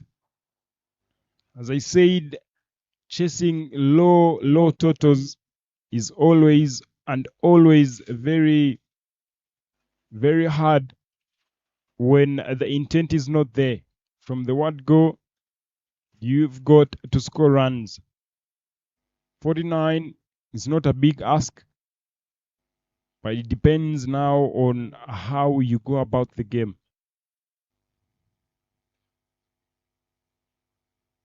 And that brings in Diane-Marie Bimenyimana.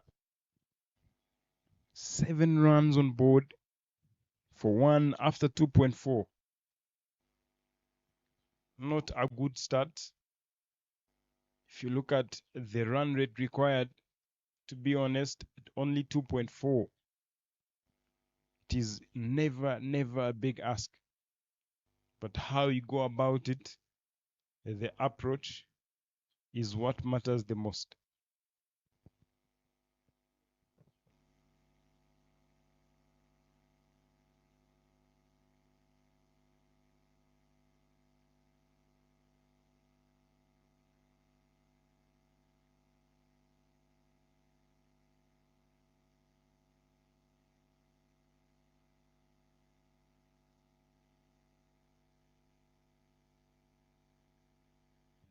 Diane, the very first delivery, an inside edge, should be a run out chance.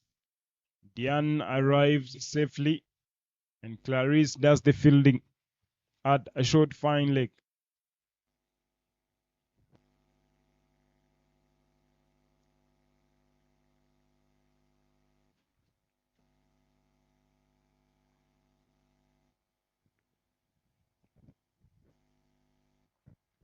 Goes up in the air. They will have to run a bit harder, and the ball races all the way, and it has enough legs to get to the boundary. The first boundary for Diane and the first one for Ingabo Knights. And to be honest, I love the intent, Mr. Bryson, because all day long this should be the way to go. Because 49 is not a big ask, but how you go about it makes the difference. That's what I said, Adele, and look at the art of chasing a low scores is you need to have got to be smart enough and not being too defensive, but knowing which ball to attack and which you are not to attack. Yes, there's a need of taking a lot of risks, but you have got to make sure you chase the score quickly as much as possible. If you look at how Diane came in now, she's batting with that positive intent. Compared to Amasimbi Hawks batters, there was no intent. After losing wicket, they become totally defensive.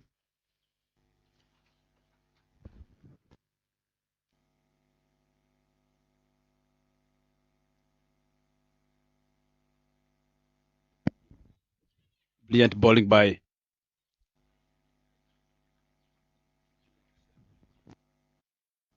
Ngabire Justin, bowling from the mound end.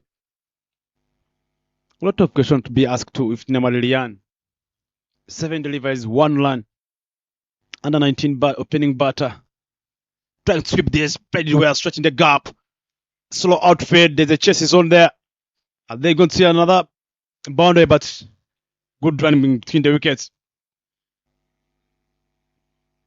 Excellent running. They managed to get 3 runs. Managed to get 3 runs. That's good. That's what I've been talking about earlier in the first innings. Seeing Diane batting with the Lilian, it's her job to make sure, give her confidence. We face such a kind of a delivery. This is where we need to get gaps. We are chasing these low scores. What do you think? To start making her start thinking when she's batting. And then that's the most important. That's the department area need to be worked on, thinking when you're batting.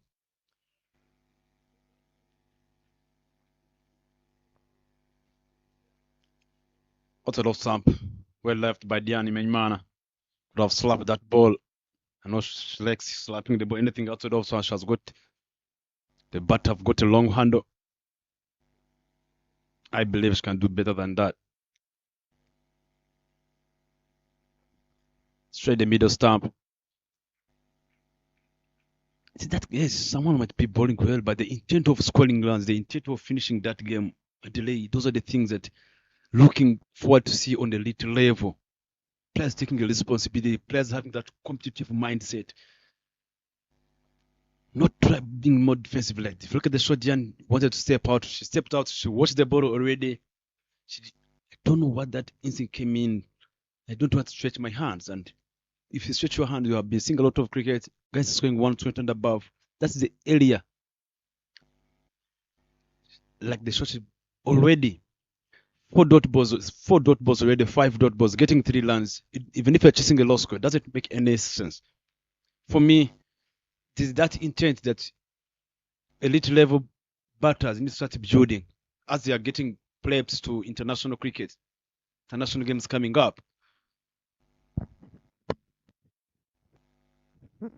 And it comes along with now having options. You always need to have options. If things are not going my way, what should I do? For instance, that 3 that they ran, the previous delivery, you said as an opening batter for the under 19 women, having faced so many deliveries, scored only one run, and immediately she went down on one knee, sweeps. That's one option. You've got to move your feet. You've got to decide on which shot on a particular delivery. And now this time Josiane comes into the attack. We know Josiane will come in and bowl slow balls. And as a batter, what's the thinking? Because you know what's coming already. So the thinking now should be what kind of shots should I play? Am I moving towards the ball? Should I use my feet? Should I get down and sweep? Should I wait for the ball, hit it hard down the ground? Exactly. The footwork now, because you know what you're expecting. And it's totally different from when Belize is bowling. You know that she's bowling quick. If she's variating, there will be a slow ball. But this time round, all of them will be slow balls, I'm telling you. Yeah, I think good delivery from Josiane. Back-to-back dot balls already. Let us see what Lillian she's thinking about.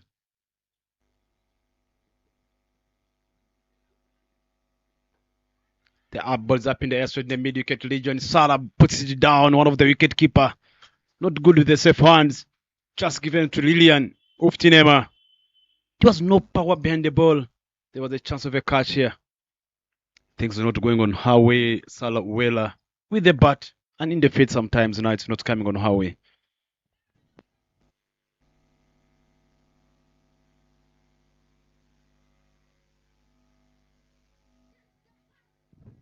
Easiest of the catches is put down.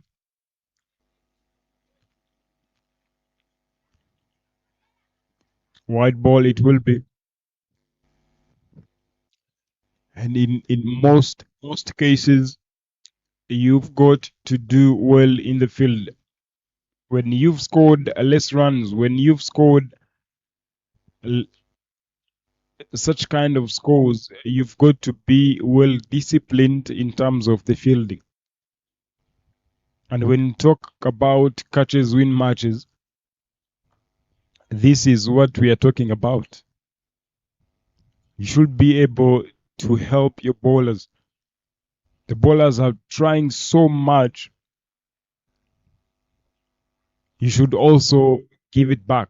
You should also help out. Josiane runs in.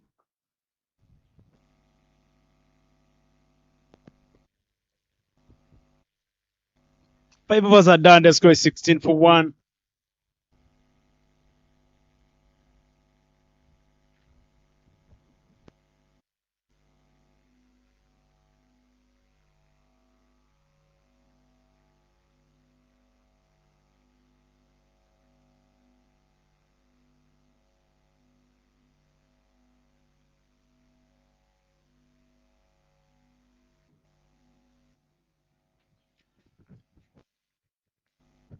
The current run rate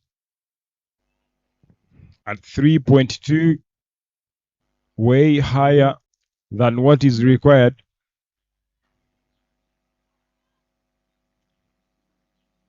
Lillian will sneak in just a single.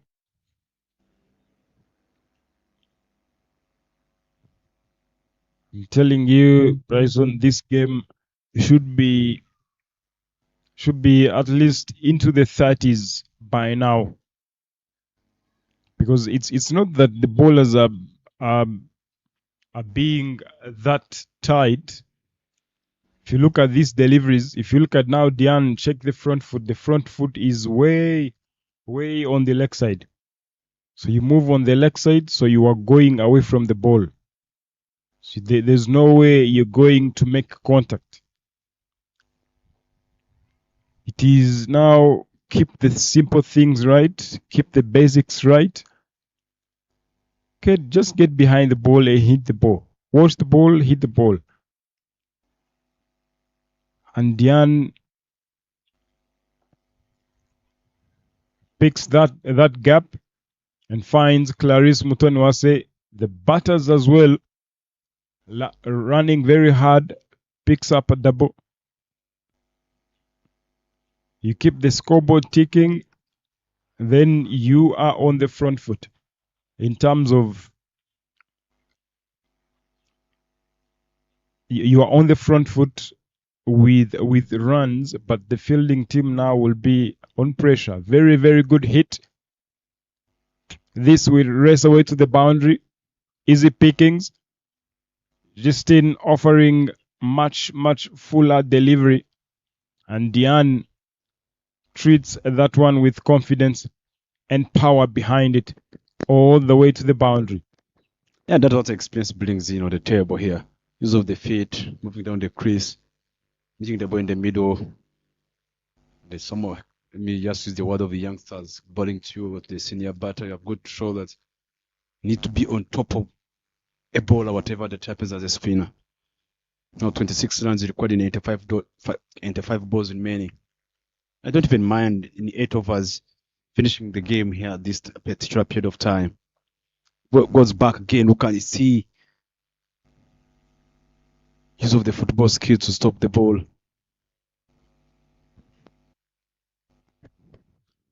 Power play done. The score is 23 for 1.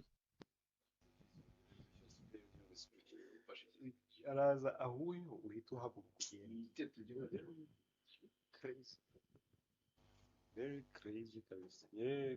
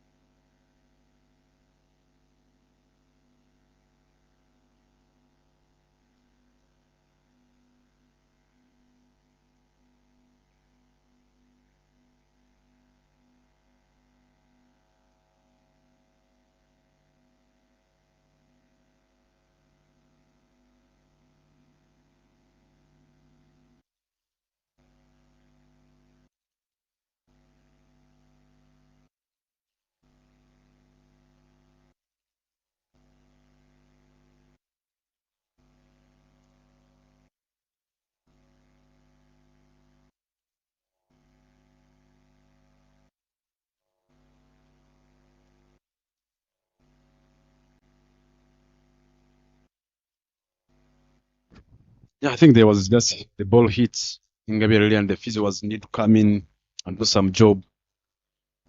Always do a great job. The umpire is showing that it's the end of the power play. Josene Nyiranguneza comes back to ball.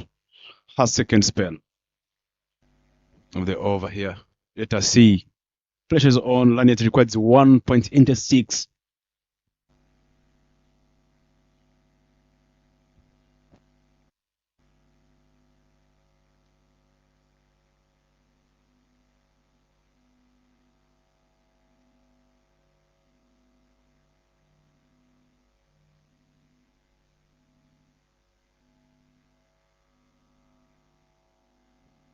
Josiane, Captain Howard, bowling to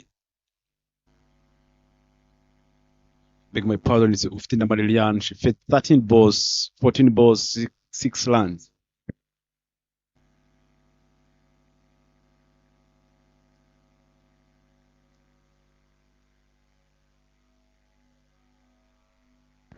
What a clean board. Here, sometimes you don't blame the batter with the way the ball stays down and loads down on the ground. That marks the end up of the Lian. She has got the patch back to the dugout. That brings in Ilakoze Flora coming into bat at number 4.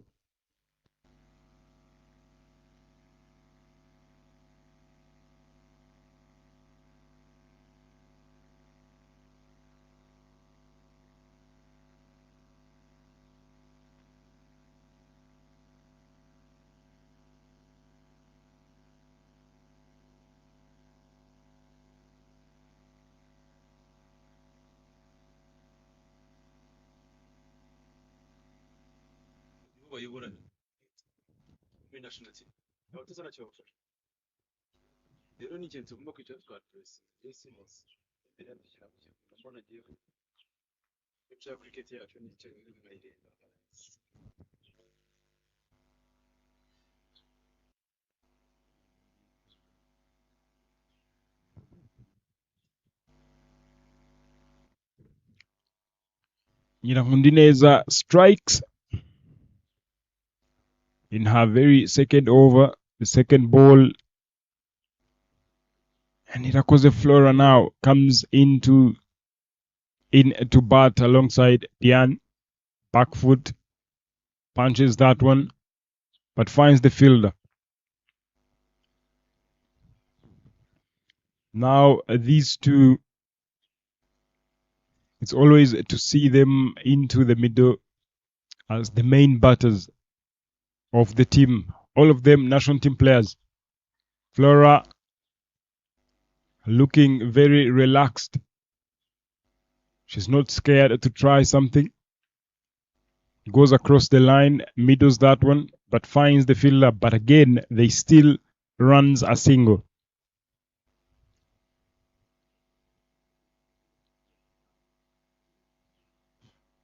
And Diane, who is on 10 of 13 deliveries, will have to keep things going. But the bowler now, the bowler decides to give away some runs, some freebies. And Diane will be happy for that. Because I always say, if you are in there, you guys are the senior players, you've got to own things. You've got to allow yourselves. That is going down the leg. The umpire not interested at all. The two main batters should be the ones saying it should be us winning for the team. It has to be me. And after 10 overs, if this game is not done, Mr. Bryson, you can go on and win, but we should also build something. We should also sit and say this was a comfortable win. In 10 overs, if you fail to score 49, because the Amasimbi Hawks failed at not finding genuine batters, finding themselves in the middle. Like these two. Like you said, if Ishimge would have found Clarice inside, it would have made a difference. because the two have been in such situations. The two are national team players. The two are senior players. And seniority always and always makes the difference. Like they say that you can never go to Simba and buy that experience. So experience is always, always important. I think just agree with you, totally agree with you. You never throw unless you are building people or the team, but for the elite level, if you know you're just getting batters in the team, you have got to make sure you take the responsibility coming early on. The pressure is on. When the pressure is on, bring it and you need to go back one down. When the score is on, big shout, straight to the leg stump. When the pressure is on already here, you can even know what to do. The score was almost bringing even Tamale ahead of herself, one of the youngsters. When the pressure was like that, team has gotten to 5 runs for 2 wickets and throwing Tamale on the wicket. It's something. She's a youngster coming up, playing her first elite league. It's something she cannot handle on the elite level. You came in as a senior, then she came in to bat when she was batting with another youngster. That's where the total difference was. Played well, stretching the hands of the covers in hands of Salah. Back-to-back dot balls. That's what we have been mentioning. You take the responsibility coming early. Let the youngsters, if the youngsters coming in, they should find you. Try to advise them. This is what the wicket is behaving. This is what the wicket is doing. This is what the situation is telling us to do. Protect your wicket. If ball comes in your zone, try to express yourself. Let us keep rotating the strike. Such a simple things, as you have been mentioned, taking care of the small things more than thinking about the big things. You can never leave the job for the juniors, for the junior players, for the young players. It's always you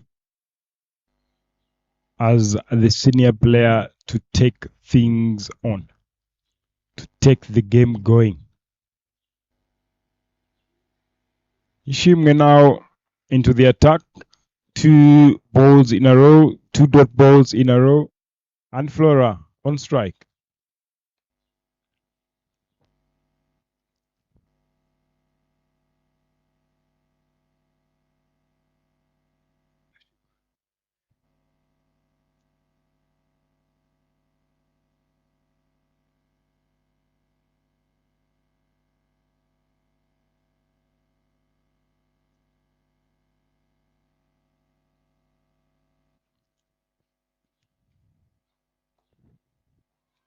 Tries to hit that one. Very sloppy again for the second time.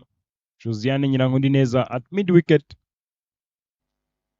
allowing Flora to sneak in a single.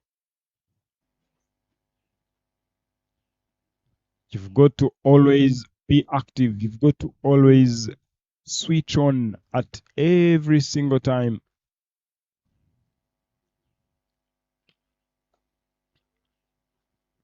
Diane trying to go hard down the ground. The connection wasn't that enough to allow that ball to travel. One more delivery. A very, very decent over here by Ishimwe Henriette, the captain. This will be a single, very well played, well placed into the gap. 27 for 2 after 8 overs.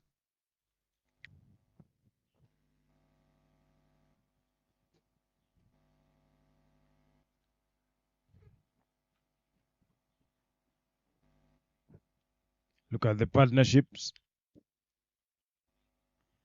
Diane and Lillian. That partnership of 16 off 22.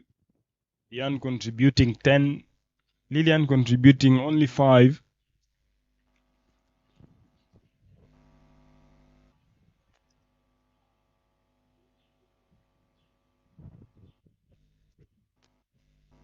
$22 more runs needed. When and how the two batters will have to get the 22 more runs needed. And the more you keep stretching things, Use of the feet. Punches down the ground. Finding Sylvia in the deep for a single. And here Flora as well will have to get off the crease, because here Josiane Nyangundineza will be bowling slow balls all through.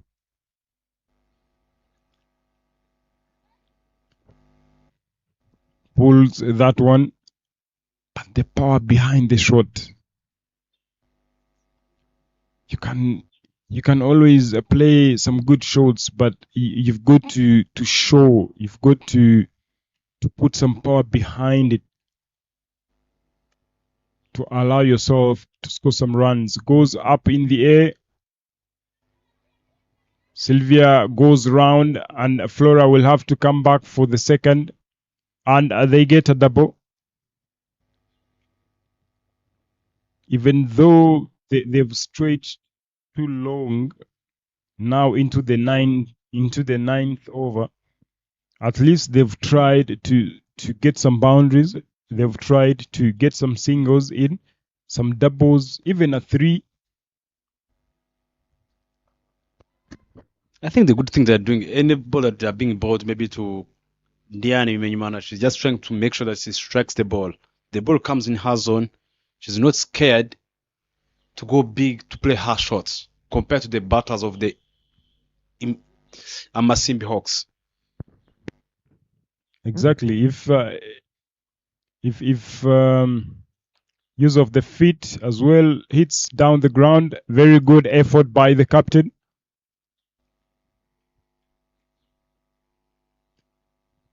Diane sneaks in a single.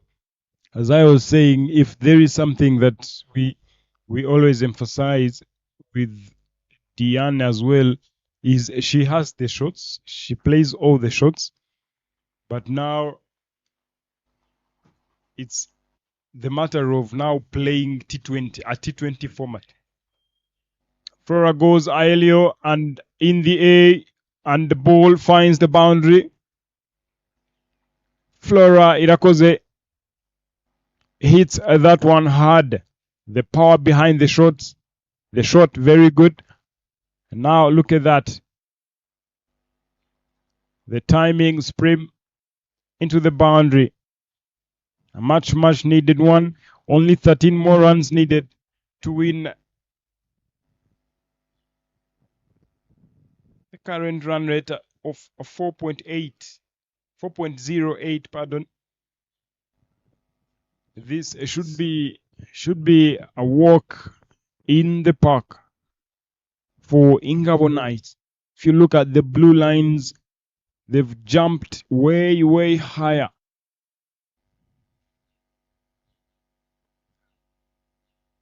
Amasimbi Hawks reached into the 30s when they were around into the 14 overs.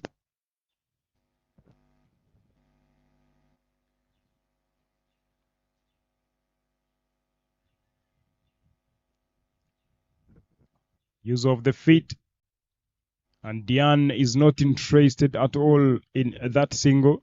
That was an easy one though.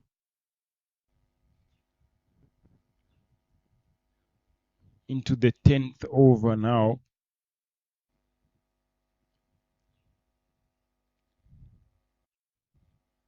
And Diane will have to hit this ball hard, Mr. Bryson. You know her very well.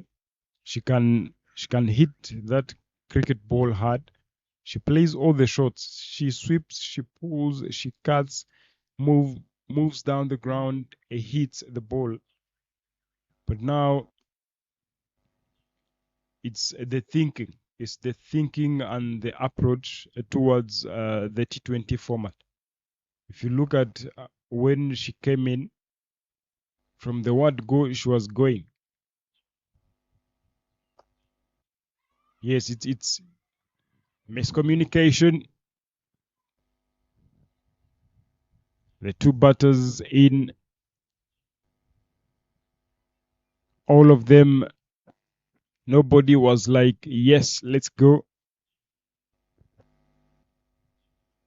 And the fielding team as well, they will want that miscommunication between the two, because they know the two batters, they are the only ones who can take the game away from them. And Shimwe being very tight, use of the feet, but the power behind that shot is well enough to get the boundary, the well-deserved boundary. Shimwe was like, let me try to stop this one, but it was as straight as an arrow. And Ingabonites jumps into the 40s now. 9 more runs needed. 2 more balls to complete over number 10. And Ishimwe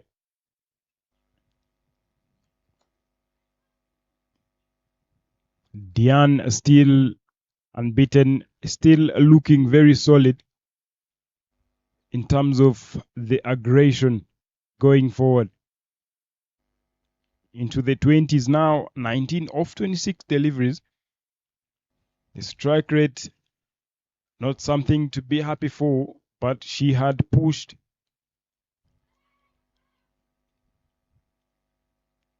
She had pushed for her team to be where they are now. Halfway the innings, 40 runs on board after losing 2 wickets.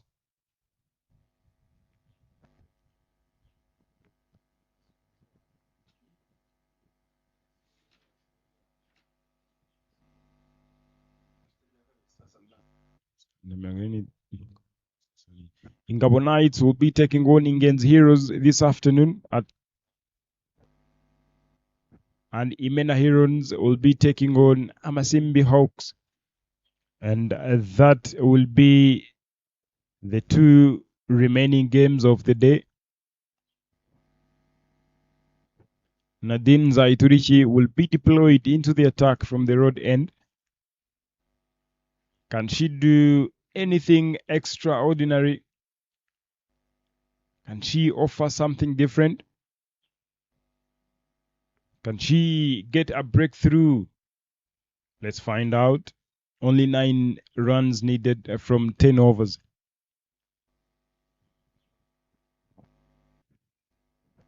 And Flora will be on strike. Much fuller. Flora hits that one down the ground.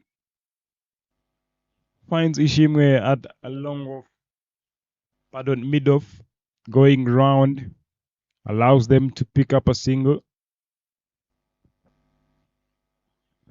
They've only deployed long on Sylvia.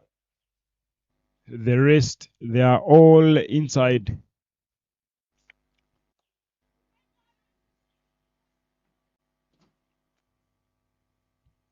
See, the umpire calls no balls. The opportunity for Diane to free her arms. Can she get a boundary? Can Nadine get a dot ball?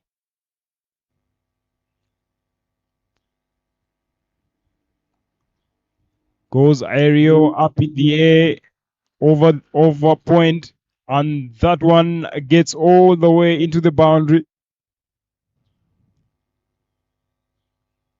Boundary for Diane Marie Bimenyimana. Yeah, look at the Lipesh. That's one trying to play on the leg side, but putting favors the blade all the way to the boundary. 4 lands from Bimenyimana Diane. She's on 23 or 29 balls she faced. That's what being taking responsibility is. That positivity she have got. I think the batters of the Amasimbi Hawks have got to get some tips from that. And the fourth boundary on her name, that is Marie Diane Bimenyimana. 2 more runs needed. Zaituri Chinadin giving away 7 runs so far. with 2 legal deliveries bowled. 4 more to come. Should finish things off in this over. Only 2 runs needed. And at times you don't need to try a lot, as in you need only 2 runs.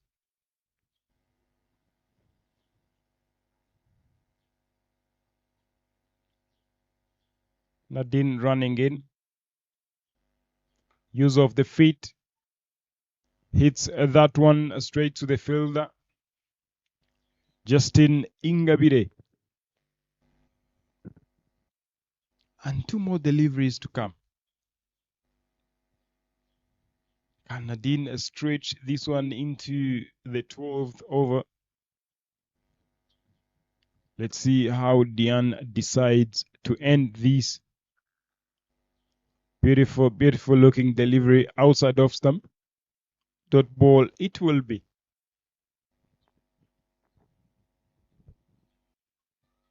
Again, you're trying to overheat the ball and you only need 2 runs. 2 runs to win.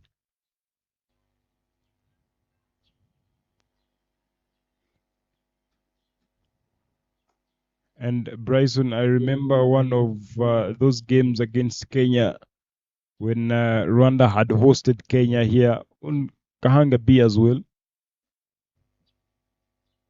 When I don't remember if Rwanda lost that game or if Rwanda won, but Rwanda needed 1 run. The overs were too many, but on that 1 run, they lost. Was it 4 wickets or 3 wickets? Yeah, they just lost 3 wickets. You could imagine trying to say that I need to finish on a high. Then you end up losing 3 wickets. You only need 1. Play around you, get that single, then things are done. Come on, skipper, you can't bowl 1 ball. Then you knew that it's only 1 run remaining, and you don't bring yourself in on attack, and you bring one of the youngsters come and bowl. It's so interesting, Mr. Adelaide here in the commentary box. Bring Tamale. Full toss is 1 run taken all the way to the border. Are they going to get 4 runs? 4 it is. Ingabo Knights have grabbed their win this morning for the first game here. You can see 2012. It's all about the timing. Diane doing great job for the team on 28 in 34 deliveries that she faced. See the Amasimbi Hawks looks as if they have lost everything. It's a game of cricket. That's what the game brings. After the game, and sit down and agree. Ngabo Knights won by 8 wickets. A good win for Ingabo Knights. Look at the scorecard. Diane standing out with 28 of 34 deliveries with 5 boundaries on her name. Flora as well, 8 runs off 9 deliveries with 1 boundary. Lillian 6 of 15, not good enough. Georgette 2 of 10 deliveries, not good enough. But Diane and Flora came in and took the team home. 8 extras were bowled. And on the bowling scorecard, Hundineza, Josiane, Sonia Omulinga, 4.3 is the economy, Josiane. 4.5 is the economy, Sonia. 1 wicket apiece. And things now, things fell into Ingabo Knights' favor as they win by 8 wickets. A good win so far, finishing on 52 for 2 after 11.1 overs.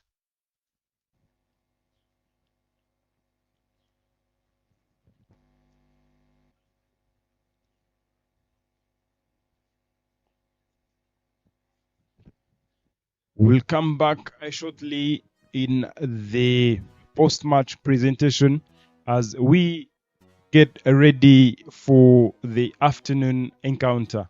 This is the Elite League Women's T20 Cup 2026.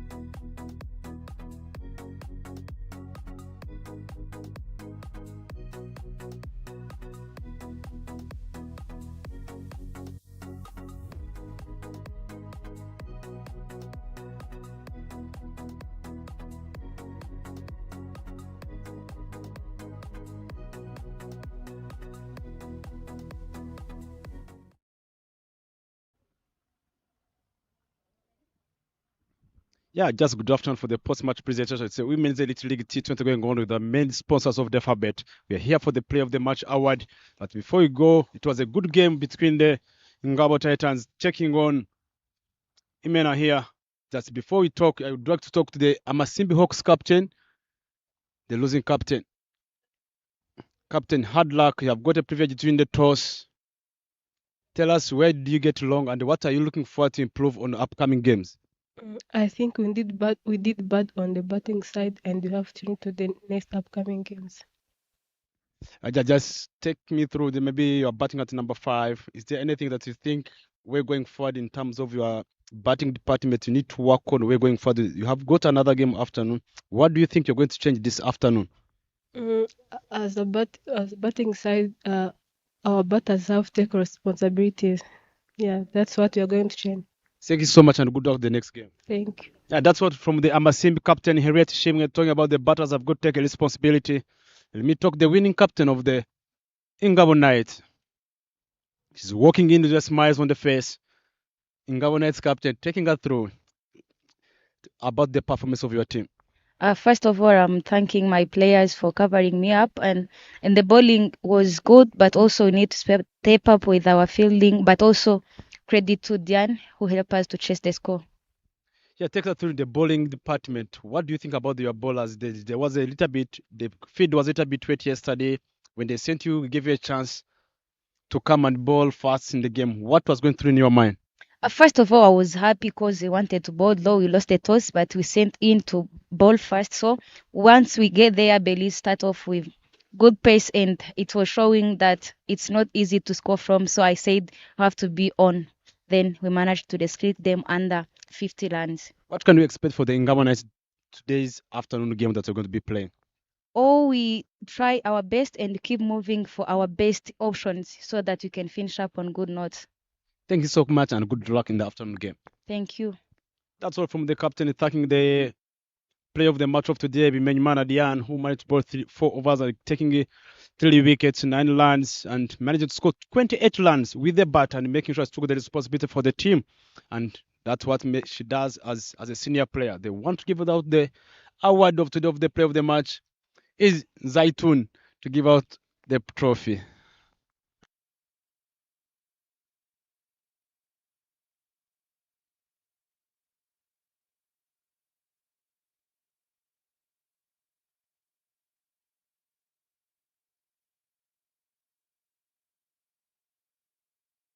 Captain, can you say a little bit? I just sorry to call you a captain because I am used to you as a national team captain, but here in Amasimbi Hawks, it's Ilela Lozin. You came in to bat. What a good innings with the ball. What was going through in your mind? You're coming to ball after power play. There was already pressure. You have already won a game with the ball. What was going through in your mind when captain handed over the ball after the power play? What was going in your mind? What was your plans? It was just to come and compliment what the openers did, and I think that we all did well, whether in the middle orders with the ball, they all did well. Yeah, what was going on? You came in, especially on the batting department, you came in.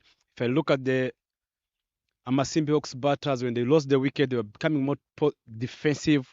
I think they never came in with a positive mindset. When they were coming in to bat, it showed regardless the wickets have been lost, you came in with a positive mindset, ball coming in your zone, trying to strike the ball. When you're coming for that chase, what was going through your mind when you're chasing such a kind of a low score? It was a low score, yes, but that doesn't mean that I have to come and be be a little shaky or put myself under pressure, which was unnecessary. So the ball which was in my zone, I was going, and the good ones, I get one. Yeah, thank you so much, and all the best for the upcoming game. Thank you. That's all from the play of the match. Imena Meridian Ingao Knights won by 8 wickets. Stay tuned for the upcoming games.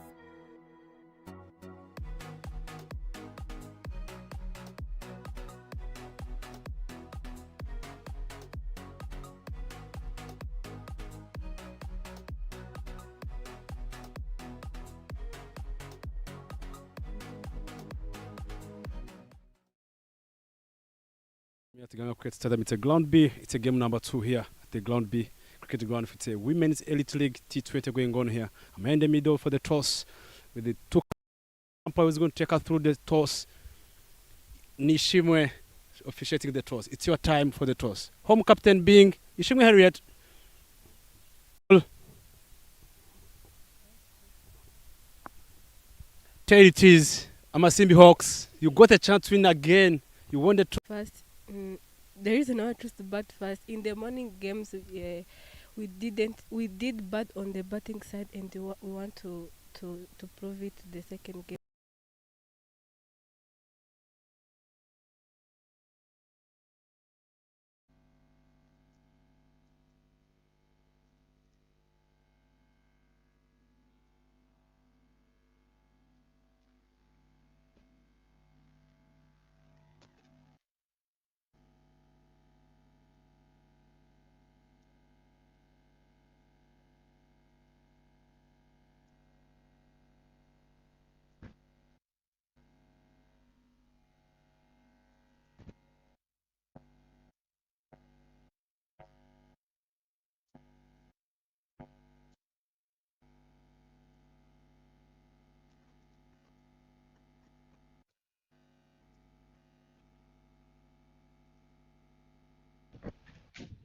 Yeah, just good afternoon. Welcome again here. That's what the toss was talking about. Amasimbi Hawks have won the toss and opted to have a bat first. It's a game number 2 at this ground here. It's Elite Women's T20 2026 with our main sponsors Dafa Bet and Sportsbox, Rwanda Cricket Associations. Imena Herons is taking on Amasimbi Hawks after Imena winning the toss and opted to have a bat first. Both teams have lost morning games. All of them, they are hoping to go for the score. The opening 2 batters, there's a slight change in the batting lineup today. I beg my pardon, there's no slight change today. Salah Uwela, she doesn't have a good time with the bat. Kalalisa Mtonwase coming into bat. The 2 opening pair of Amasimbi Hawks looking forward for 120. Are they going to make sure that today they can click 120 bar on the board? That's the starting 11 of Amasimbi Hawks. Nishimwe Harriet, Captain herself, Ingabire Justin, Nyiramuneza Josiane, Sonia Umulinga, Mtonwase Clarisse, Usabyimana Sylvia, Waisaba Clementine, Uwela Sala, Nyurukundo Wasetania, Isimbi, Abahoza Keza Honet, Umuhire Onela Ornella. Imena Herons, Ikuzgo Alice, Captain herself, Ishimwe Gihozo Divine, Mahinimani Margaret, Ishimimana Rosette, Umuton Chanceline, Uwase Debola, Uwase Melve, Isabai Sandrine, Uwineza Diane, Estanda Isaba, Violet Umtesi, Daila JJ Belize. Those are the 2 starting 11 for both teams. It's a battle on here. The opening bowler is none other than Muhawinimana Immaculate. She always starts opening the ball with the ball. Imena Centurion, Imena Herons. That's the opening bowler of the Imena. You can see she's having a chat with the captain. Just they're waiting for the start of time. While as we are just remaining 1 minute for the first ball to be bowled. Starting with the field set. Melve behind the stumps, wicket keeper. 2 feeders outside the ring. I've got third man and short, third man and fine leg. Not a little bit, this time on wider. It's a little bit straighter back of the batter. Closer to the nets of Gahanga Cricket Ground B, where they are being located. That's where the Square legs, stands in.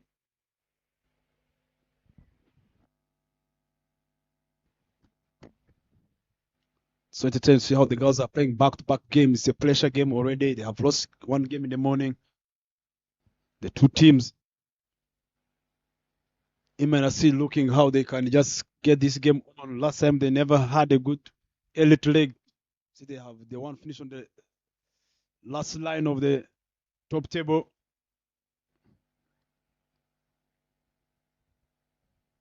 Having more batters who have got experience, Merveille Wase, Alice Ikuzwe, and some of the youngsters from the under 19s.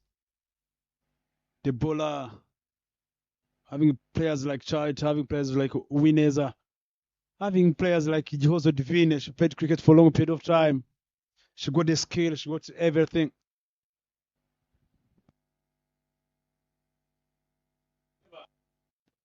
It's already time here for the first ball to be bowled.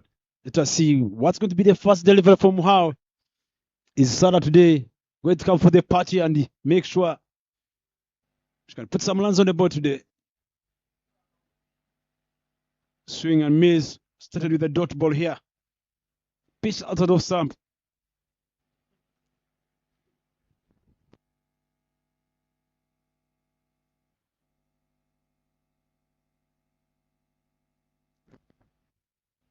Looking quite well here, entertaining. See, both teams have lost 2 games in the morning. With the low scores, Imena failing to chase 82. Amasimbi Hawks managed to set 48 runs on the board in the morning in 20 over game. Started with a good shot, solid drive shot, but there's no power behind that shot. And luckily, not be alone in the commentary box. I'll be with a friend of mine. It's going to be with us, with me here in the commentary box, share ideas about the game and supporting each other here in the commentary box. Mr. Twizel Adele, welcome back in the commentary box. How was your lunch? Starting off with a boundary. What a comeback. Sarah Uwera, this time around, to be honest, I was about to talk about the way she played in the morning and got a chance to play the afternoon game. But even the last 3 games, she got out the very, very same way. But this time around, that very same way now earned her a boundary this afternoon. Going across the line, but the timing supreme.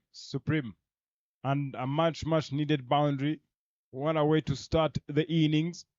Runs on board. Allowed appeal. But this time, Veronica Idiho, the standing in umpire this afternoon, says not out. Sarah Uwera, for sure, I had doubts of her being given a chance to play this game. But now the intent is clear. She's ready to score some runs, starting off with a boundary. And as you mentioned, the two teams having lost their morning games, we are yet to see who comes out of that, who turns out and go home with a win. Oh, good Lord. Sloppy fielding. Chance Umutoni. And gave away 4 more runs from Sarah Uwera's blade. Slashes that one straight to the fielder. But the effort, no effort whatsoever. Look at that. Offering width. Sarah, big shot, power behind the ball. And gets another boundary. 8 runs on board. 8 runs on Sarah's name. 1 over down. You might imagine what Amasimbi Hawks are looking forward to. I'm sure you had the chat in the middle, Mr. Bryson, at the toss. What was the sort of total that they would like to put up on board? I think it's becoming like a natural song or normal song that they normally sing. They're always looking for 120 plus. But sometimes when you aim for 120, you can click 130. It's a good tax because you can't just demand things that are higher since you have never achieved 120. That's the score they're still looking for. 120 plus. If they click 120, they'll be okay.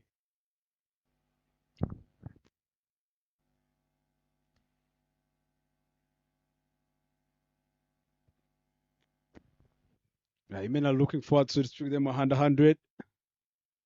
As they had the chance, the captain said they are struggling with the batting. Looking forward to improve on, as Amasimbi Hawks captain said, they need to take a responsibility with the bat to make sure that they can recover from defeat in the morning. That's their goal at this afternoon game. They just need to make sure they come for the party. Shimwamana Rosette into the attack from the Mount End. And Mutonwase Clarisse on strike. Sarah have faced her over. Clarisse starts off with a bang, but that goes up in the air. Mohawe, no effort whatsoever in trying to create a chance. Clarisse, the intent from the very second ball, not so bad with regards to how Clarisse batted in the morning. I think the intent is very, very good. You're still in the power play. You've got to score some runs. You have only two fielders outside the circle. That simply means you've got to try something.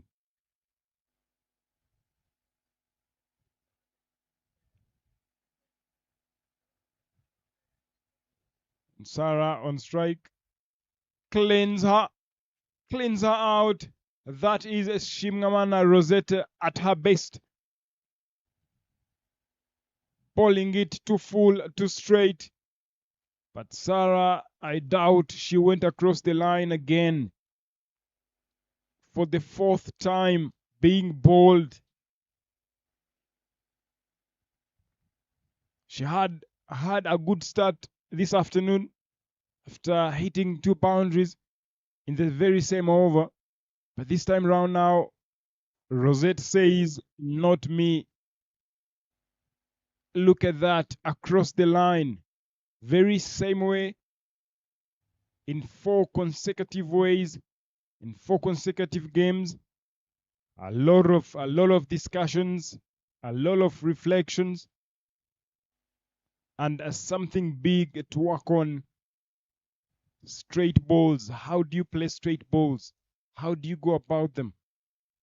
And this early, but let's see how it goes. As the captain herself now brings herself early. Remember in the morning, Bryson talked about the captain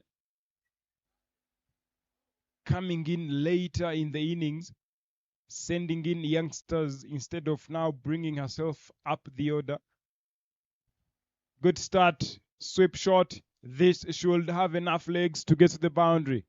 And the boundary it is, the third boundary.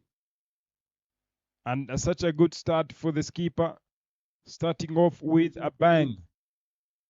But again, a poor delivery from the bowler. Bowling down the leg. Remember, you are an off spinner. Pitching on the leg side, definitely that has to be treated.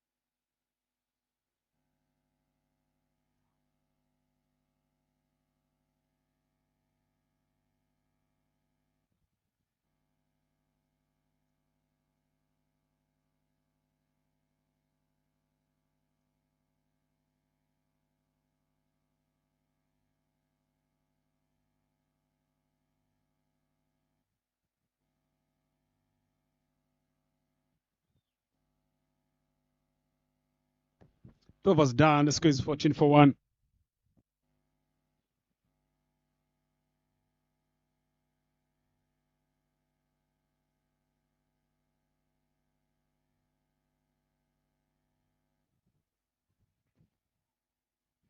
That's the point. Pretty much league matches there. Njez leading the table in Gahanga Knights, Amasimbi Hawks, Imena being the two teams playing this afternoon, all climbing to each other. Imena coming back to ball.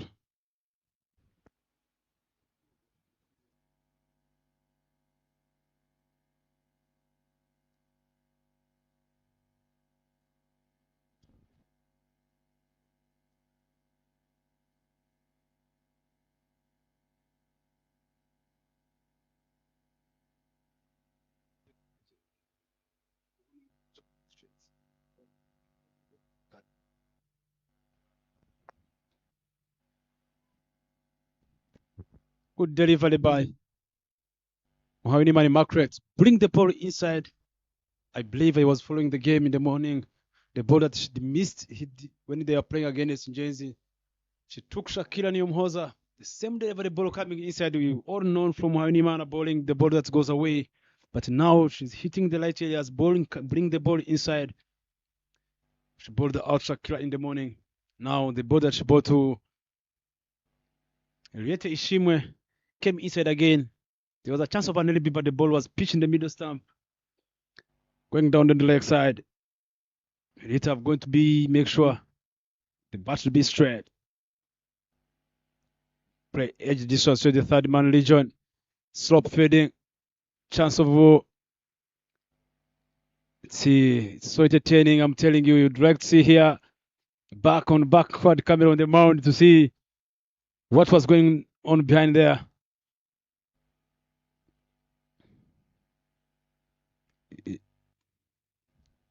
It's quite looking so interesting. They have even changed the youngster, taking Diane Wineza on that area.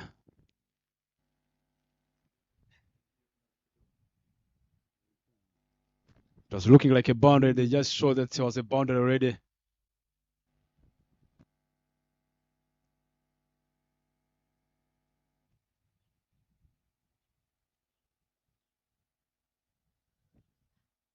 The umpire had to make sure, she had to make sure that was a boundary. And Shimwe cruising, telling you the 18 for 1. The morning game in only 2 overs. They were just less than 10. But this time round, the intent is clear from the word go. They are going. It should be a single. As Shimwe looking very solid, very relaxed. There's no pressure at all. Again, having won the toss and opted to have a bat, they definitely think that they can do things right this afternoon. After scoring 48 for 10 in 18 overs.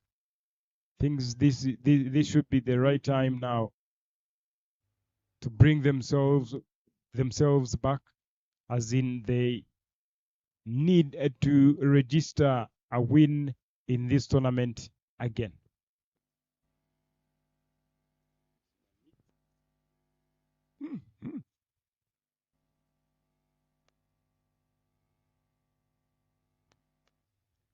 Mohawe having conceded 13 runs so far in 1.4 overs.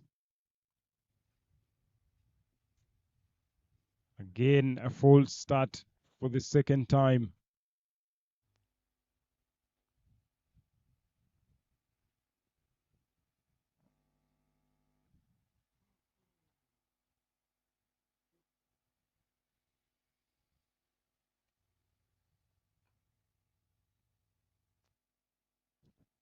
Clarice will have to at least try so hard that she scores some runs this afternoon.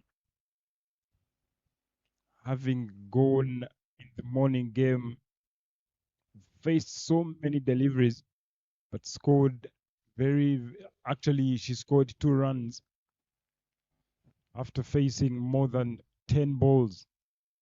That wasn't good enough, as in they had lost so many wickets, but trying to play safe again. Very good shot off the pads, and that will go to the boundary. Lovely placement. Definitely the timing as well, and they get a well-deserved boundary. Look at that.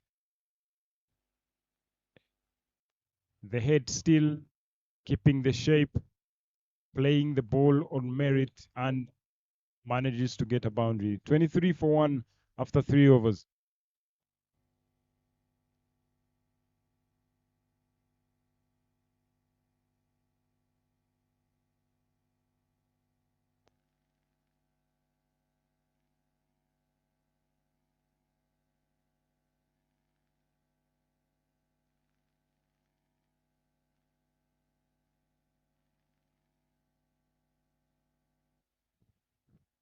Amasimbi Hawks in the morning lost by 8 wickets, as Imena Herons as well lost against Ingenzi Heroes by 41 runs.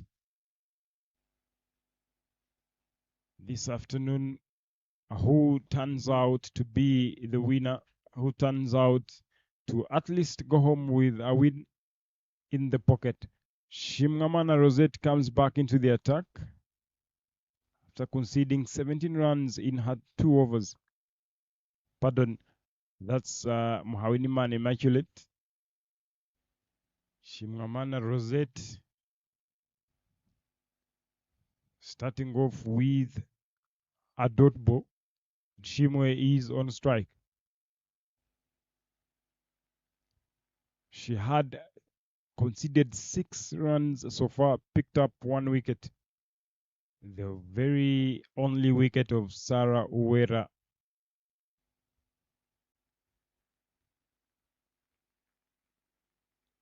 Very good hands behind the stumps by Merveille Ouasse. Very handy as well. She wasn't able to control the game and carry the bat for the team this morning.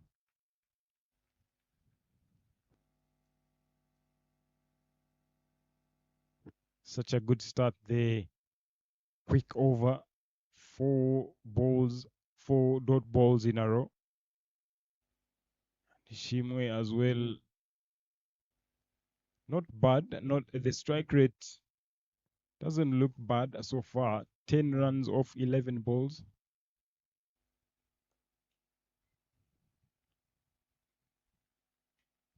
Beautiful looking over. A decent one.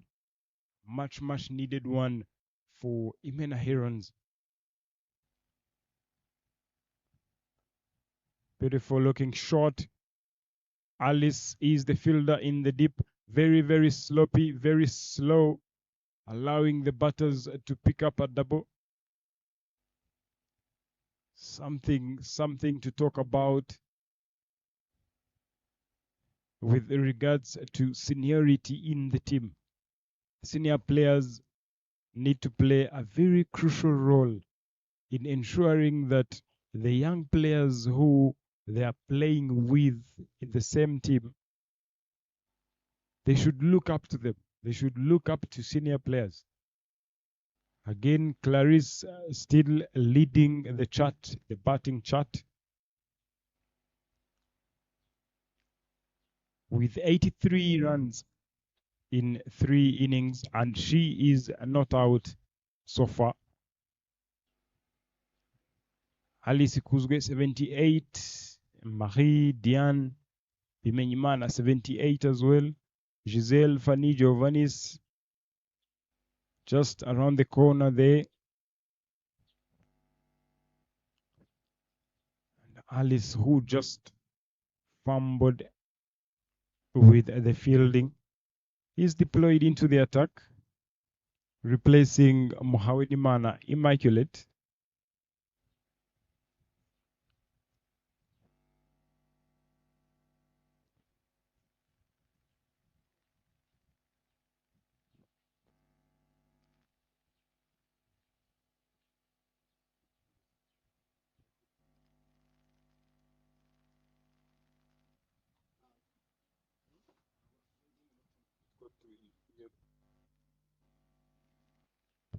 Lovely start there, pulling it a bit straighter.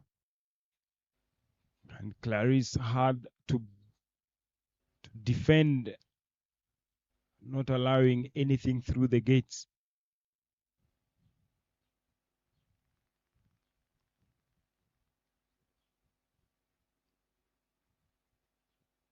And the umpire says ball has slashed the pads.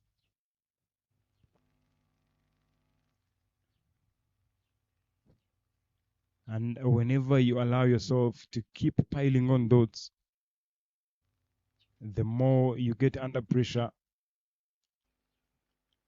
driven down the ground, and Alice does the fielding from her own bowling. Beautiful looking fielding efforts. The dive, but a much needed, because at the end of the day, you are a bowler, but you are also a fielder at the same time. You need to help yourself whenever and wherever it is possible.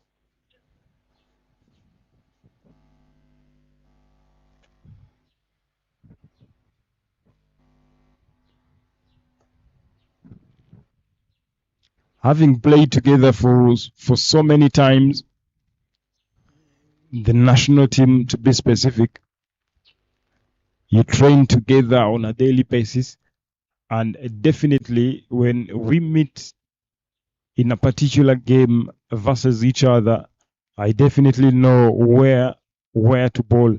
But this time around, misses the trick, and Clarice does the deposition, and that goes to the boundary. Talking about knowing each other, the first 3-4 deliveries, look at that. Low full toss, and Clarice does the deposition. Having known each other for so long, Alice made sure that she bowls straight into the middle stump. And definitely Clarice, she can hit that ball, but again, she's very cautious in that area, or there.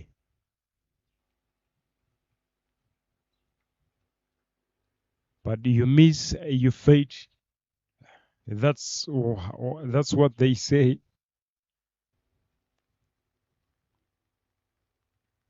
And that now takes us to the end of the 5th over. 30 for 1 after 5. Shimwe cruising alongside Mutonwase Clarice. Something that we didn't see in the morning. A combination that would have changed a lot in the morning game. Look at the partnership of 21 off 21. Each contributing 12 and 9, which is much needed now at the moment, at this stage of the game.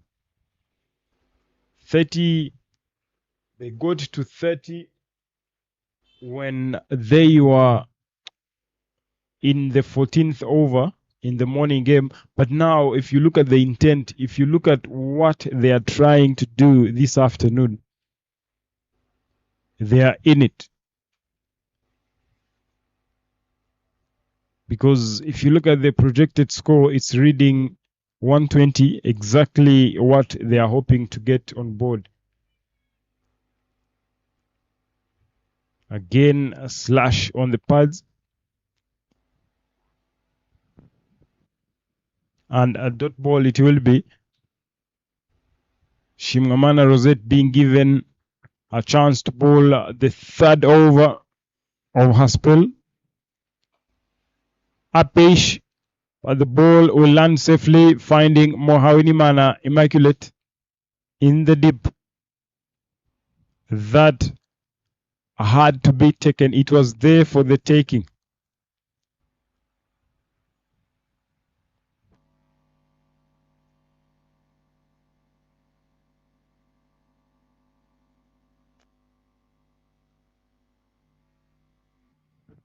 Ishimwe now on strike, hits down the ground, finds Alice Ikuzwe at mid-off for another dot ball.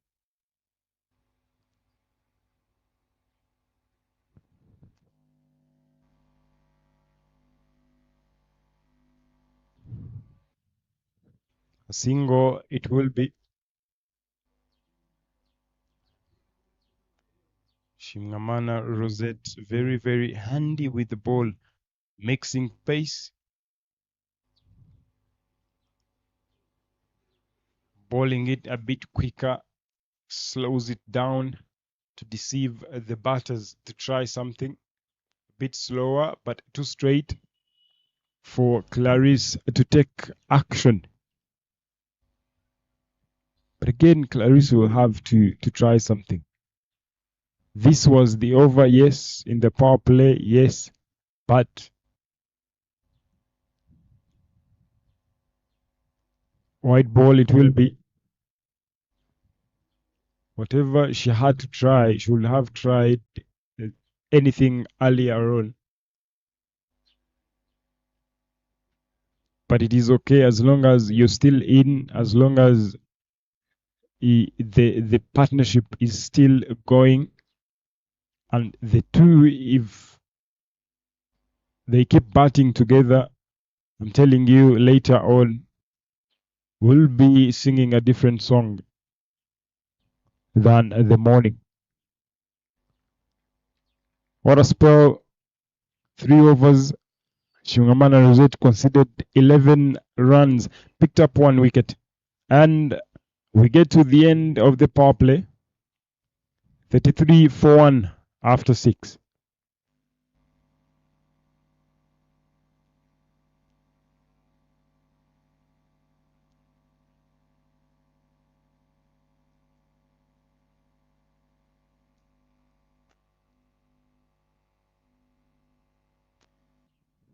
Look at the power play highlights.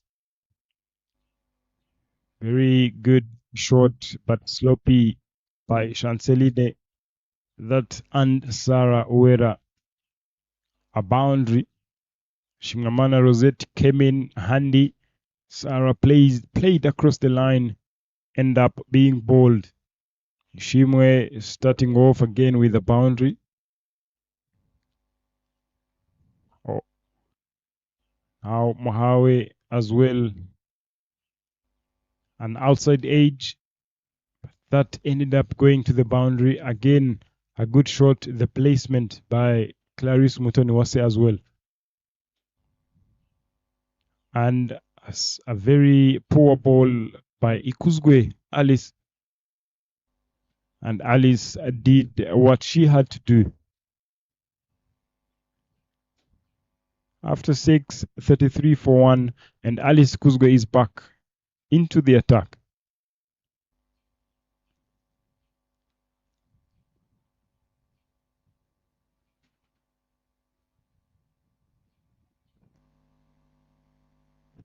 Those will be buys. Merveille again will be very handy behind the stumps, because she is the captain in her club team, and as a wicket keeper, you are the only one who is able to look at everything in the field, the angles, the field setting. And again, the wicket keepers are very, very good captains.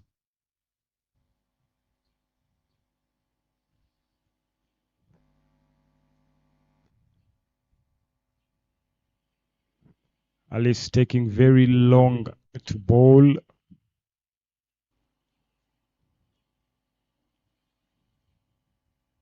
How will Clarice keep things going? Wrong end this time. Think if anything would have gone to the bowler's end, Shimge would be making her way into the dugout. But Deborah at mid-wicket region threw the ball to the keeper's hands. Much Fuller and Alice does the fielding from her own bowling. Very, very good. Because again, this is some progress. Because back in the days, you will see Alice, anything being hit back to her, she wouldn't collect those return balls. But now you could see the effort. You could see she's trying so hard. Nothing came her way. That slipped through the fingers. Matt Fuller again, straight to Deborah at mid-wicket. Again, another dot ball. 2 more deliveries to come.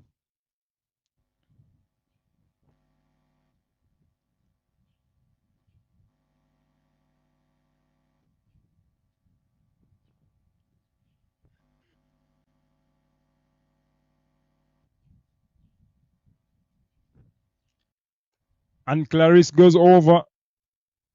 Will that get to the boundary? And yes, it will be. Some efforts from the fielder in the deep, but went in vain. And Clarissa managed to sneak in a boundary. Very good going from the 2 batters in. Mtonwase Clarissa and Shim Henriette. Look at that beautiful looking shot. She knew that there is no one in the deep. There is no cow corner. And for Clarice, you should have a cow corner for sure.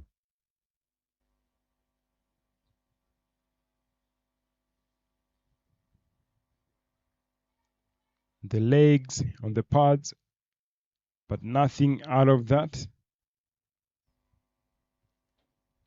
And Ikuzwe Alice finishes the over with a dot ball. 38 for 1 after 7.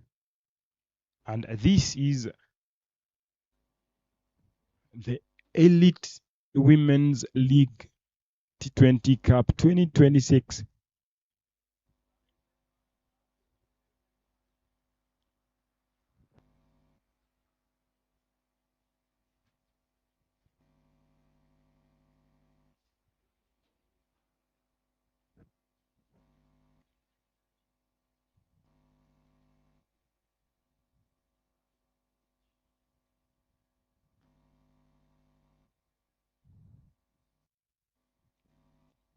The youngster being deployed into the attack from the Mount End,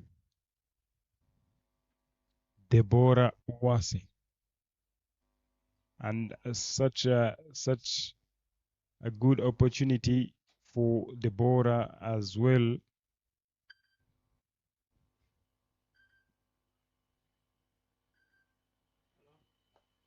Apish, will that be an opportunity? Not really.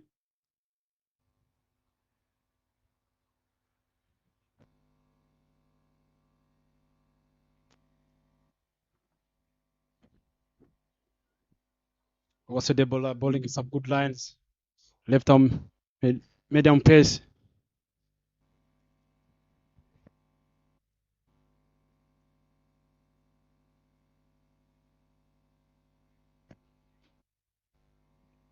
Doing a great job with the ball. Early on, coming on, bowling early on here. Coming in after power play.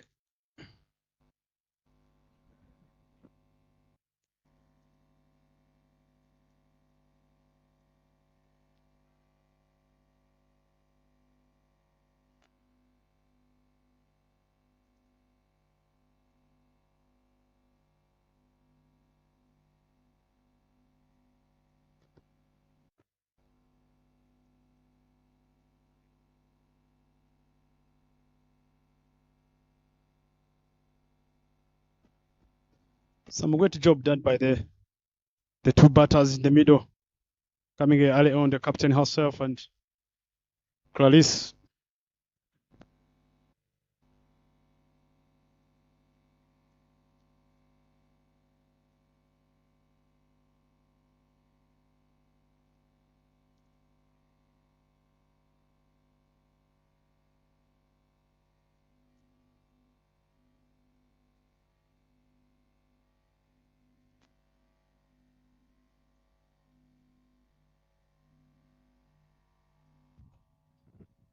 Beautiful looking delivery.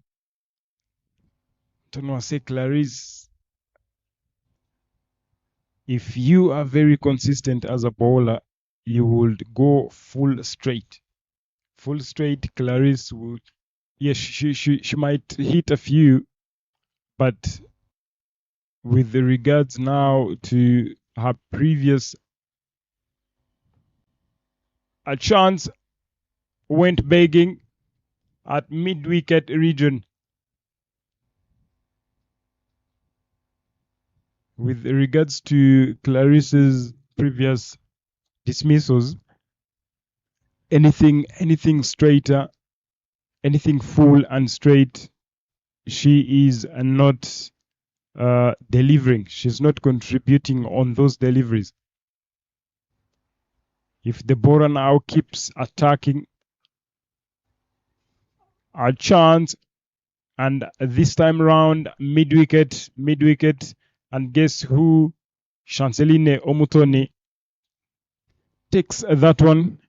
It was a comfortable one, and Ishimwe perishes. Deborah Uwase now joining the party.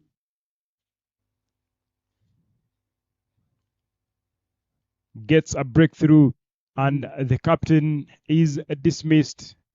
On your screens, walking back into the dugout.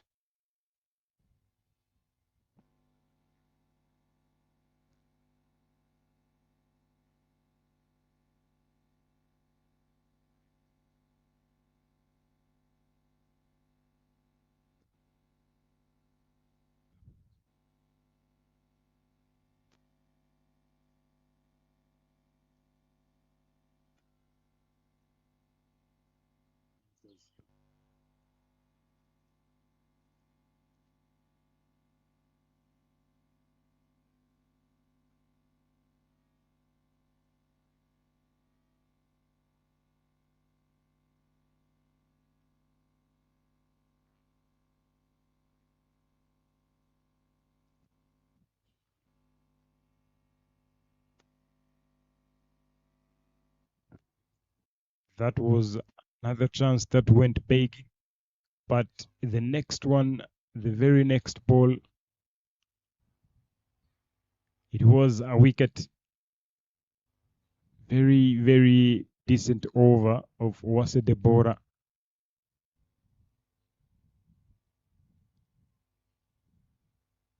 Two runs so far. And as a young upcoming, she's actually an all-rounder. She will make a very good all-rounder if things fall in place. She's from Huye in the southern part of Rwanda. And kudos to Coach Emable and Veronica as well, who does the best they can to make things going and to keep things going in the southern part of Rwanda. What an over this was.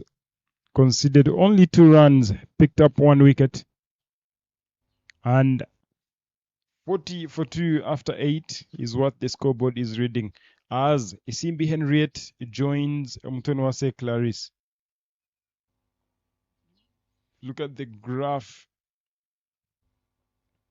Think now things are looking better this time round compared to the morning game, because you've got even to appreciate progress. You've got to appreciate the effort put in.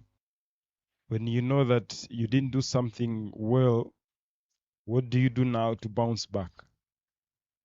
How do you go about it? What's the approach going forward? I think 40 for 2 after 8 overs, it's very decent. If you get into the 17 overs on 100, then there might be a chance of them getting to 130 or 120 plus.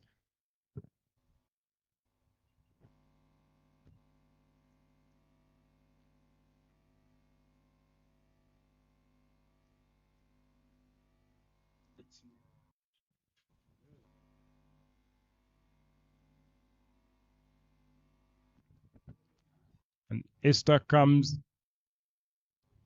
into the attack now from the road end.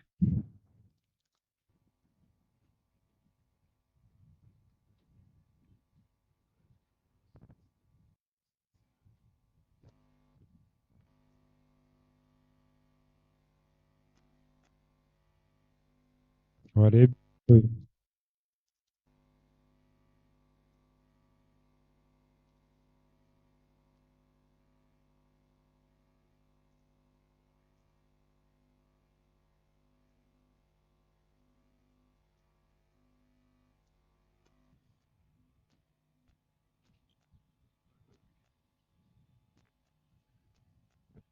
Esther running in, and the ball misses the stumps. Very, very close to hitting the stumps. Look at that.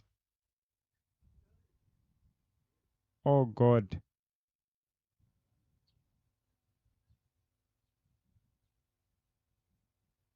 Not sure where that ball passed. I thought the ball went through the stumps. Maybe we might take a look.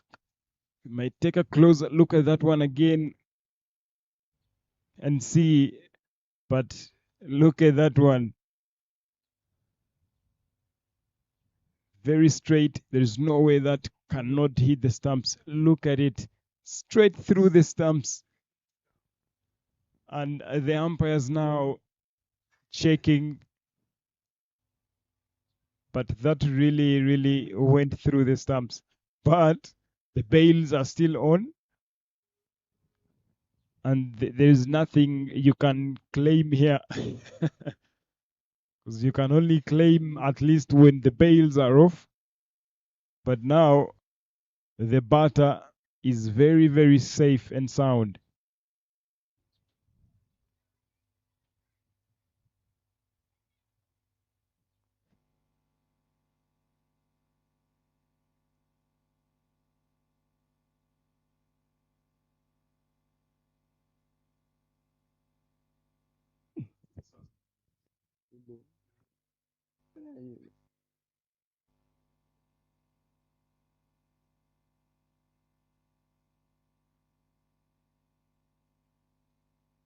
The umpires are making sure that everything is in place.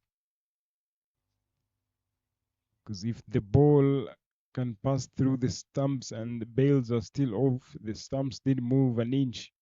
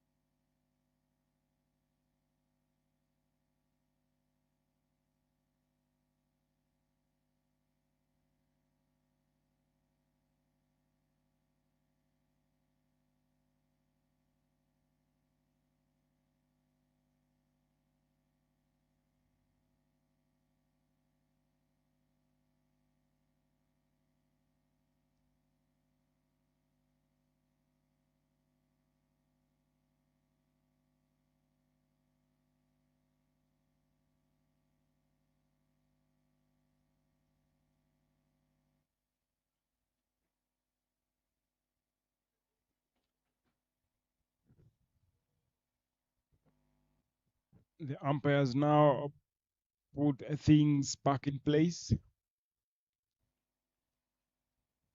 And normally after such breaks, in mainly in the longer versions, the water break, after the water break or before the water break, something happens. And this time round, the bowler decides to come back with a wide, but again this time under wicket. Something has to happen, because people get together, people re-strategize, people th- get together and find solutions on how things should get done. And this time round, something happens and a wicket. Simbi Henriette, she comes and goes.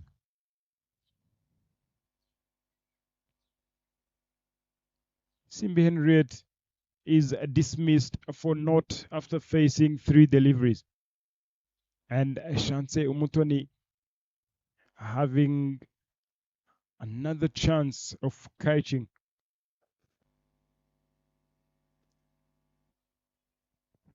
43 for 3 after 8.3.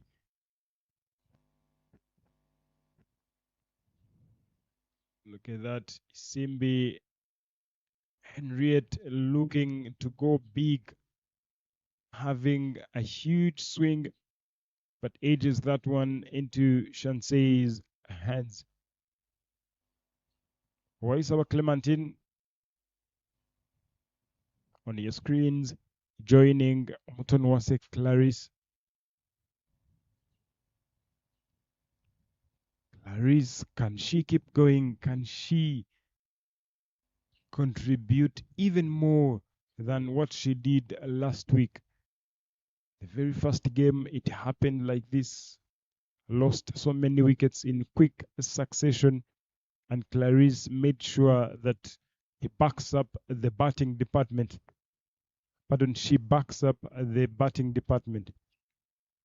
And this time, even in the afternoon game, she scored a 44, again backing the batting department. Can she do the same this afternoon? We can only wait and find out. Waisawa Clementine, much fuller. Esther asks the umpire, how was that, Miss Umpire? The umpire says not out. And one more delivery to come. And Waisawa Clementine survives on that one, offering width and a dot ball to end over number 9, 43 for 3.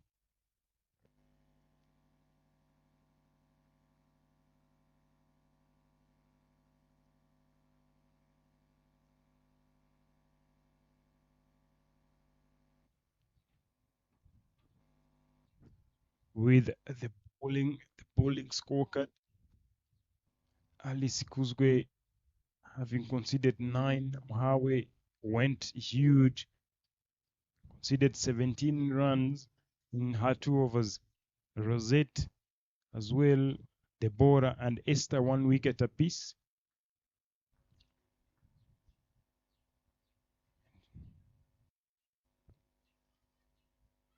As now Deborah, after bowling that very successful first over of hers, now given the opportunity and another chance to bowl her second over.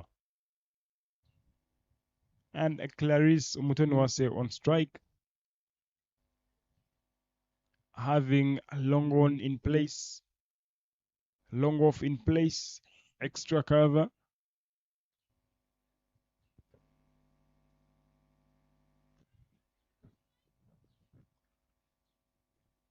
Not a good start this time round, bowling it down the leg.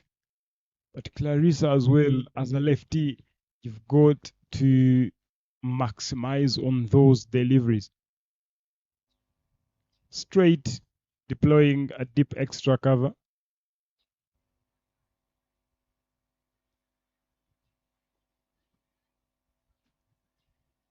Clarisse goes on the back foot. And Deborah, the ball is not that quick. The ball doesn't have pace on it. But what the ball does, the movement, is what matters now, is what makes Deborah very... Look at that. Low full toss, but Clarisse manages to only sneak in a single. And Waisawa Clementine comes on strike.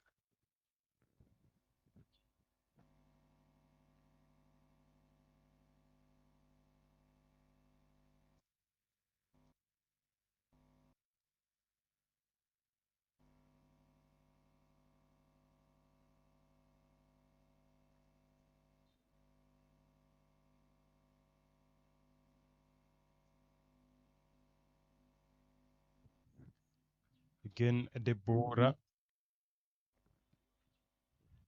Think now going forward, if now she can now add the run up, the smooth run up, as well as some pace behind the ball. Look at that. Some pace behind the ball. She will be very, very handy with the ball going forward. As in, she is one of the under 19 women's probables. She will be very handy going ahead.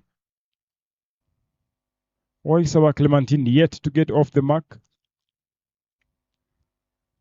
but proves me wrong this time round and gets a single off a drive down the ground straight to long off.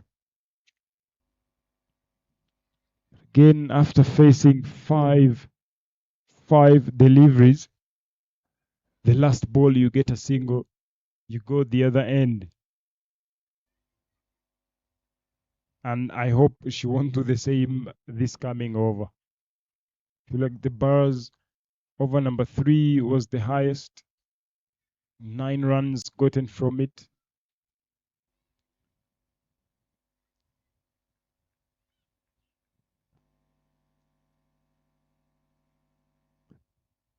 Esther comes back.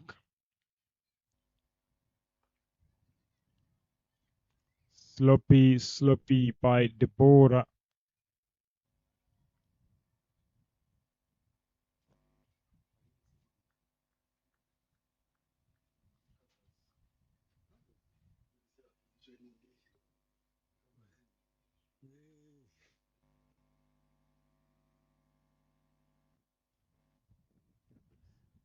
Can Clarissa now take on Esther? And Esther cannot miss the trick. Bowls it very, very straight.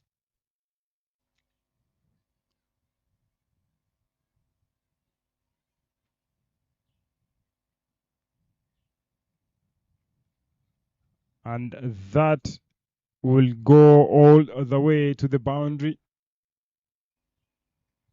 Very, very poor delivery.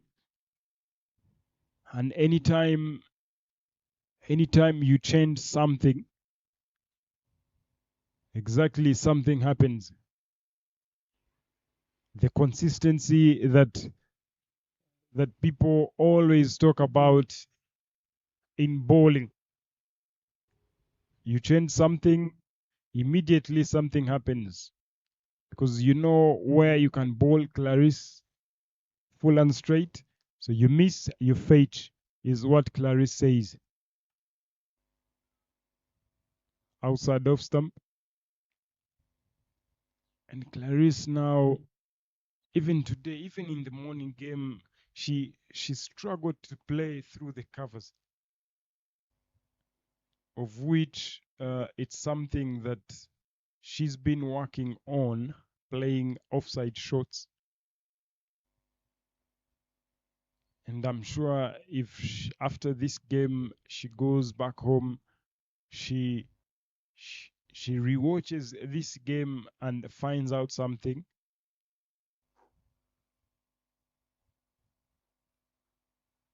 She will maybe have a clue on what to do. Picks up that one, but the power behind it wasn't that enough to get to the boundary. But they pick up a double, which is very, very handy as well, as the score goes to 52 for 3 after 11 overs.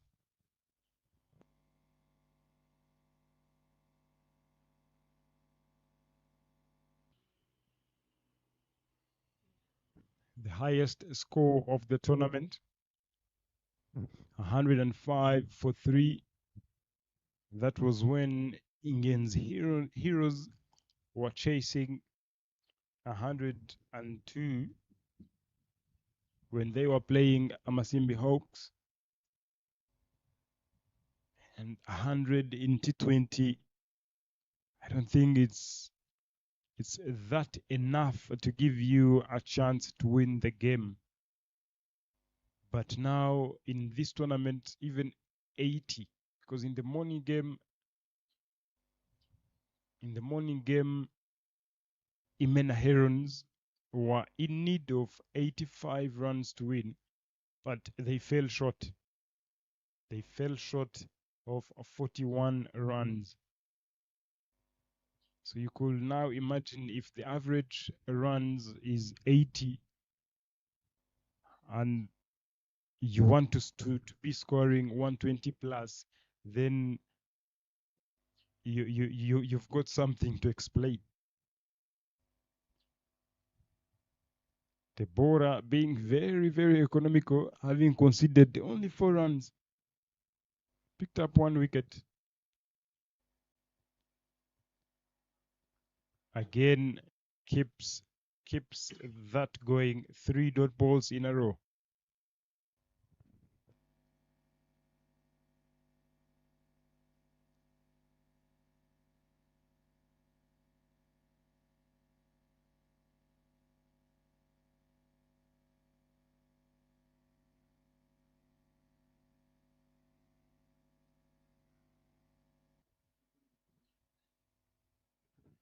Waisawa Clementine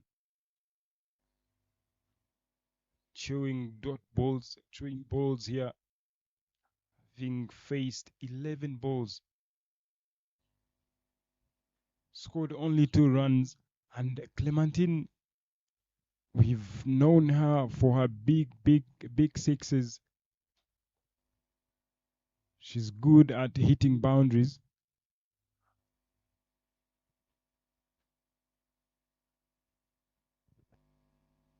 Chance again being very, very sloppy.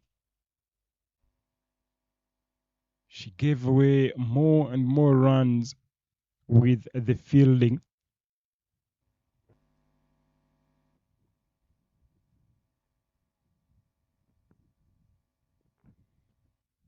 Clarice, maybe she wants to get at least into the 15th over and start looking for runs up in the air. But Alice couldn't get there, couldn't even give an effort whatsoever.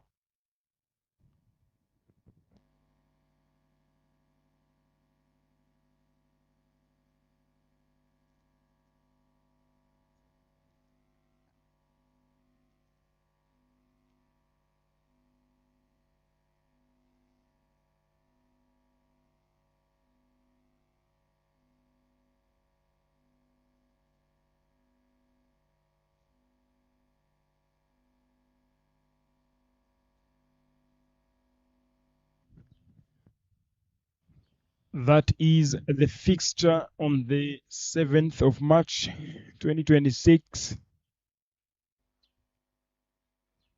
Every weekend, it's definitely game on. at Gahanga International Cricket Stadium in Kigali. After 12 overs, 54 for 3, 8 more overs to come, and Clarice decides to go with the full swing and the big swing, but misses that one. Esther, the deliveries are very, very slow. You only need to stand and let the ball come to you and hit the ball. White ball it will be.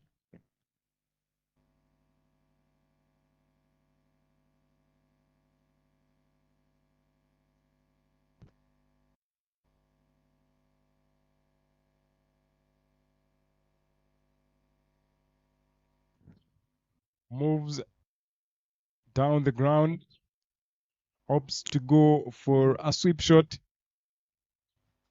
but Shanse does the fielding at short fine leg. I'm sure Clarice now, if she is starting to come down the ground, move the feet, she's trying so hard. She's looking for runs. Let's find out on this delivery. White ball once again.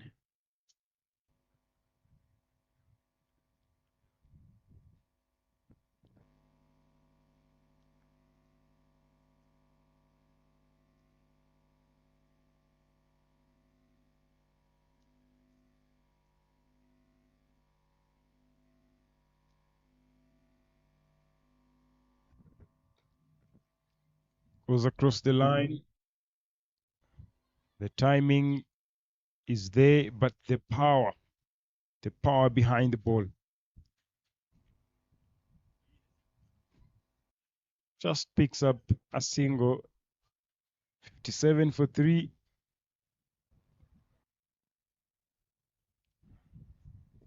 Waisaba Clementine, can she do the same? Can she try and score some runs? Hopes to go for a big swing, but not good enough really. Esther offering width, but Waisaba Clementine not able to move in the line, get in the line, get behind the ball. Just watch the ball, hit the ball. Look at that. Again, outside off stump.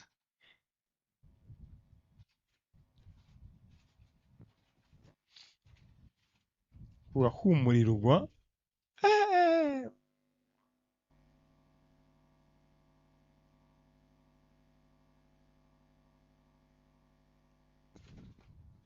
Waisaba Clementine hits that one through the gap. They might get a double here. Running hard in the middle. Waisaba Clementine this time round decides and says, let me try something here.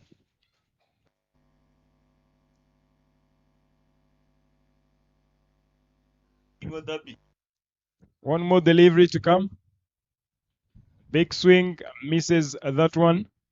And this takes us to the end of the 13th over. The 60 for 3.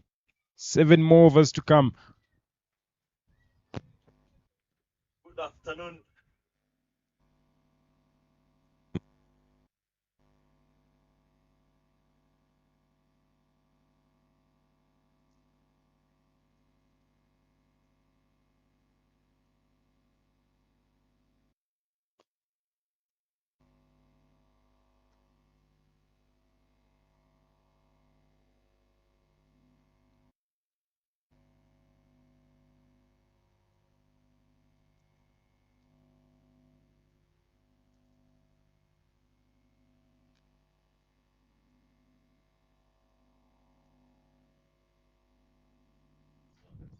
And Clarice picks that one and dispatches that into the boundary.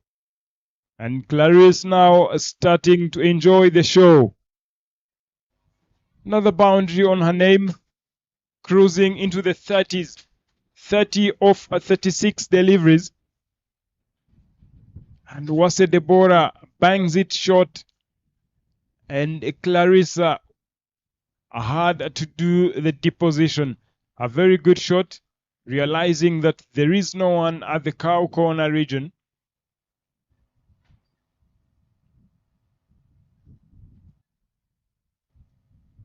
Again, Clarice trying to go for the same shot, but misses that one. It is the timing. Let the ball come to you. You just watch the ball and bang.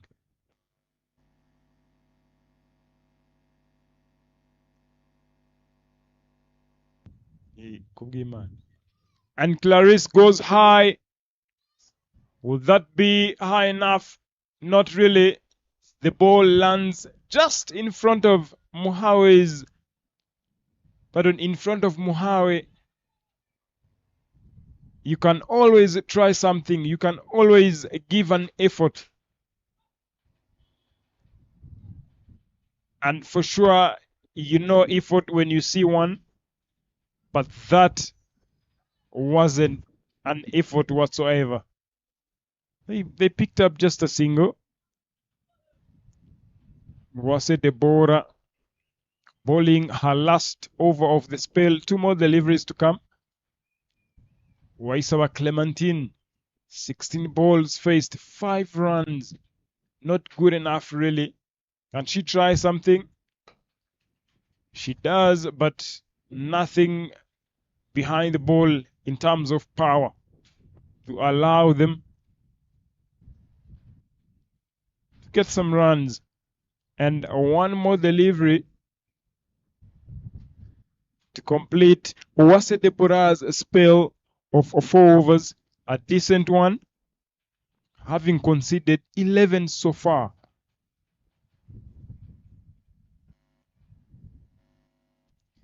The weather at Gahanga Cricket Stadium.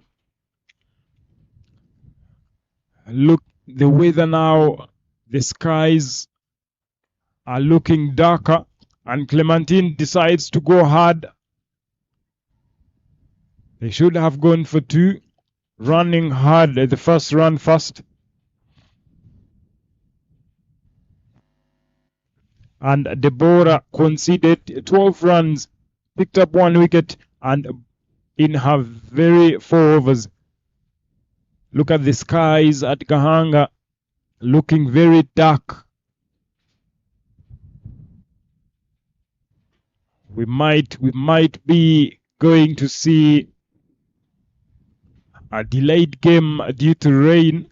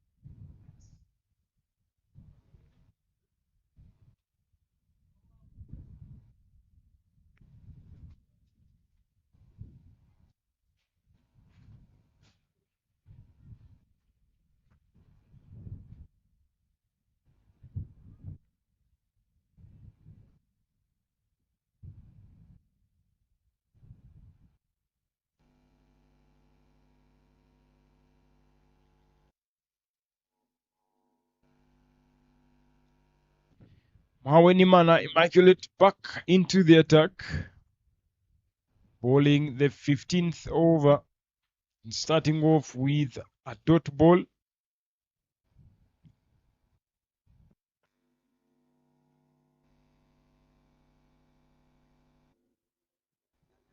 Having conceded 17 runs.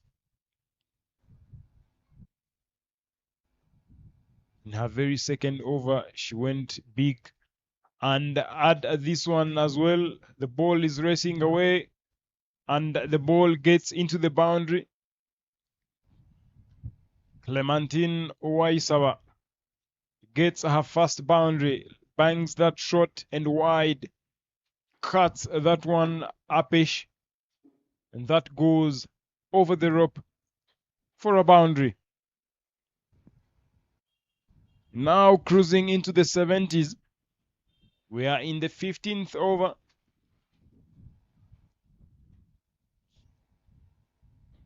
You definitely need to expect a lot now from Clarice. Getting to the 15th over, the 5 overs, the last 5 overs. If she's still in, Clarice only might get you into the 3 figures. We can only wait and see how it goes. But the more you stay on the wicket, the longer you stay on the wicket, the more chances of scoring more and more runs, because you are used, you've been there for so long. You definitely need to give yourself a chance. 31 of 38.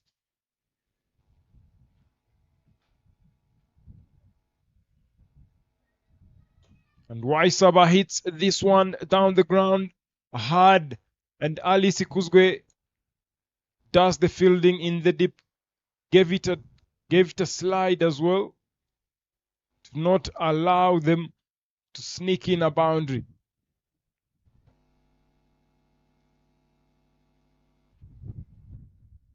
Just a double and 2 more deliveries.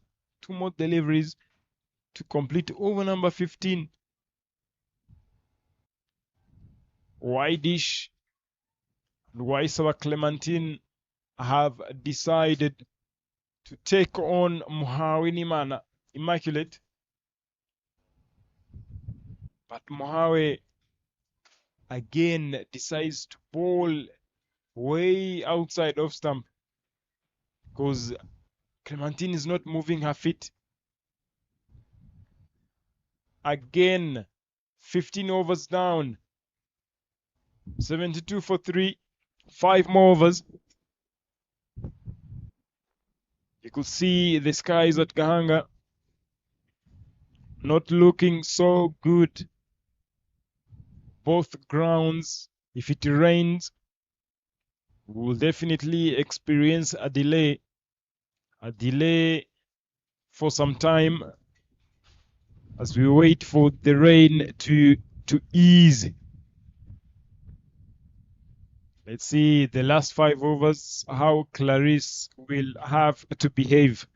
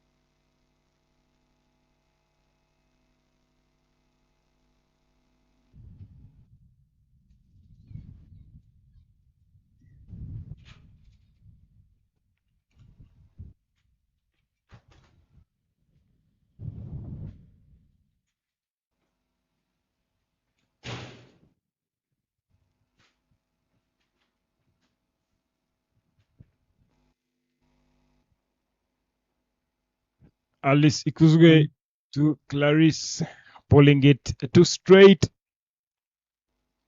not allowing Clarice to have a go, to have a swing.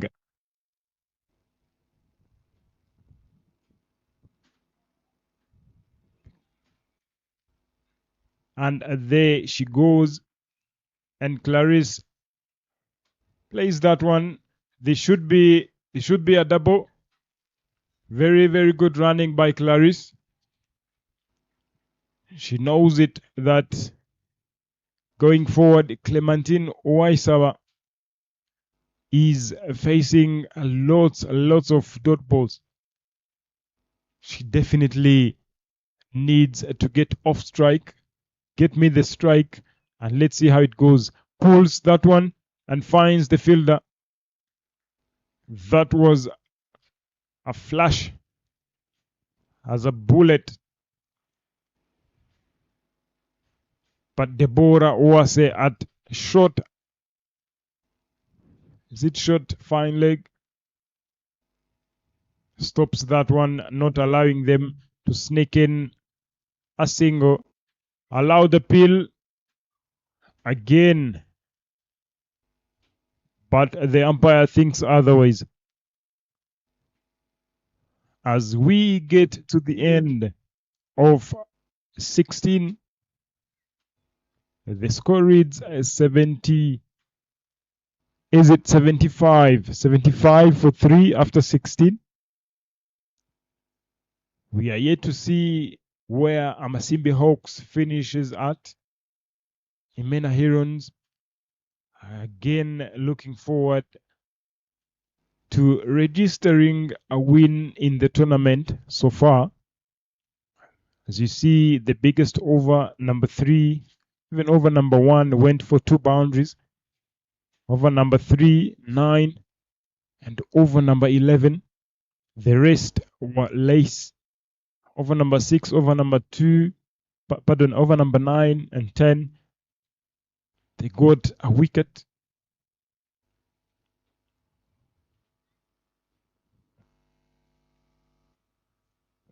Can Clarice take on Mohawe? This is the time now to look for runs. Get into the 3 figures. Clarice goes down the ground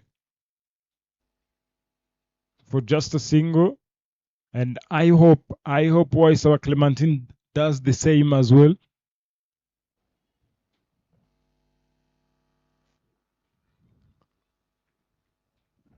As we wait to see how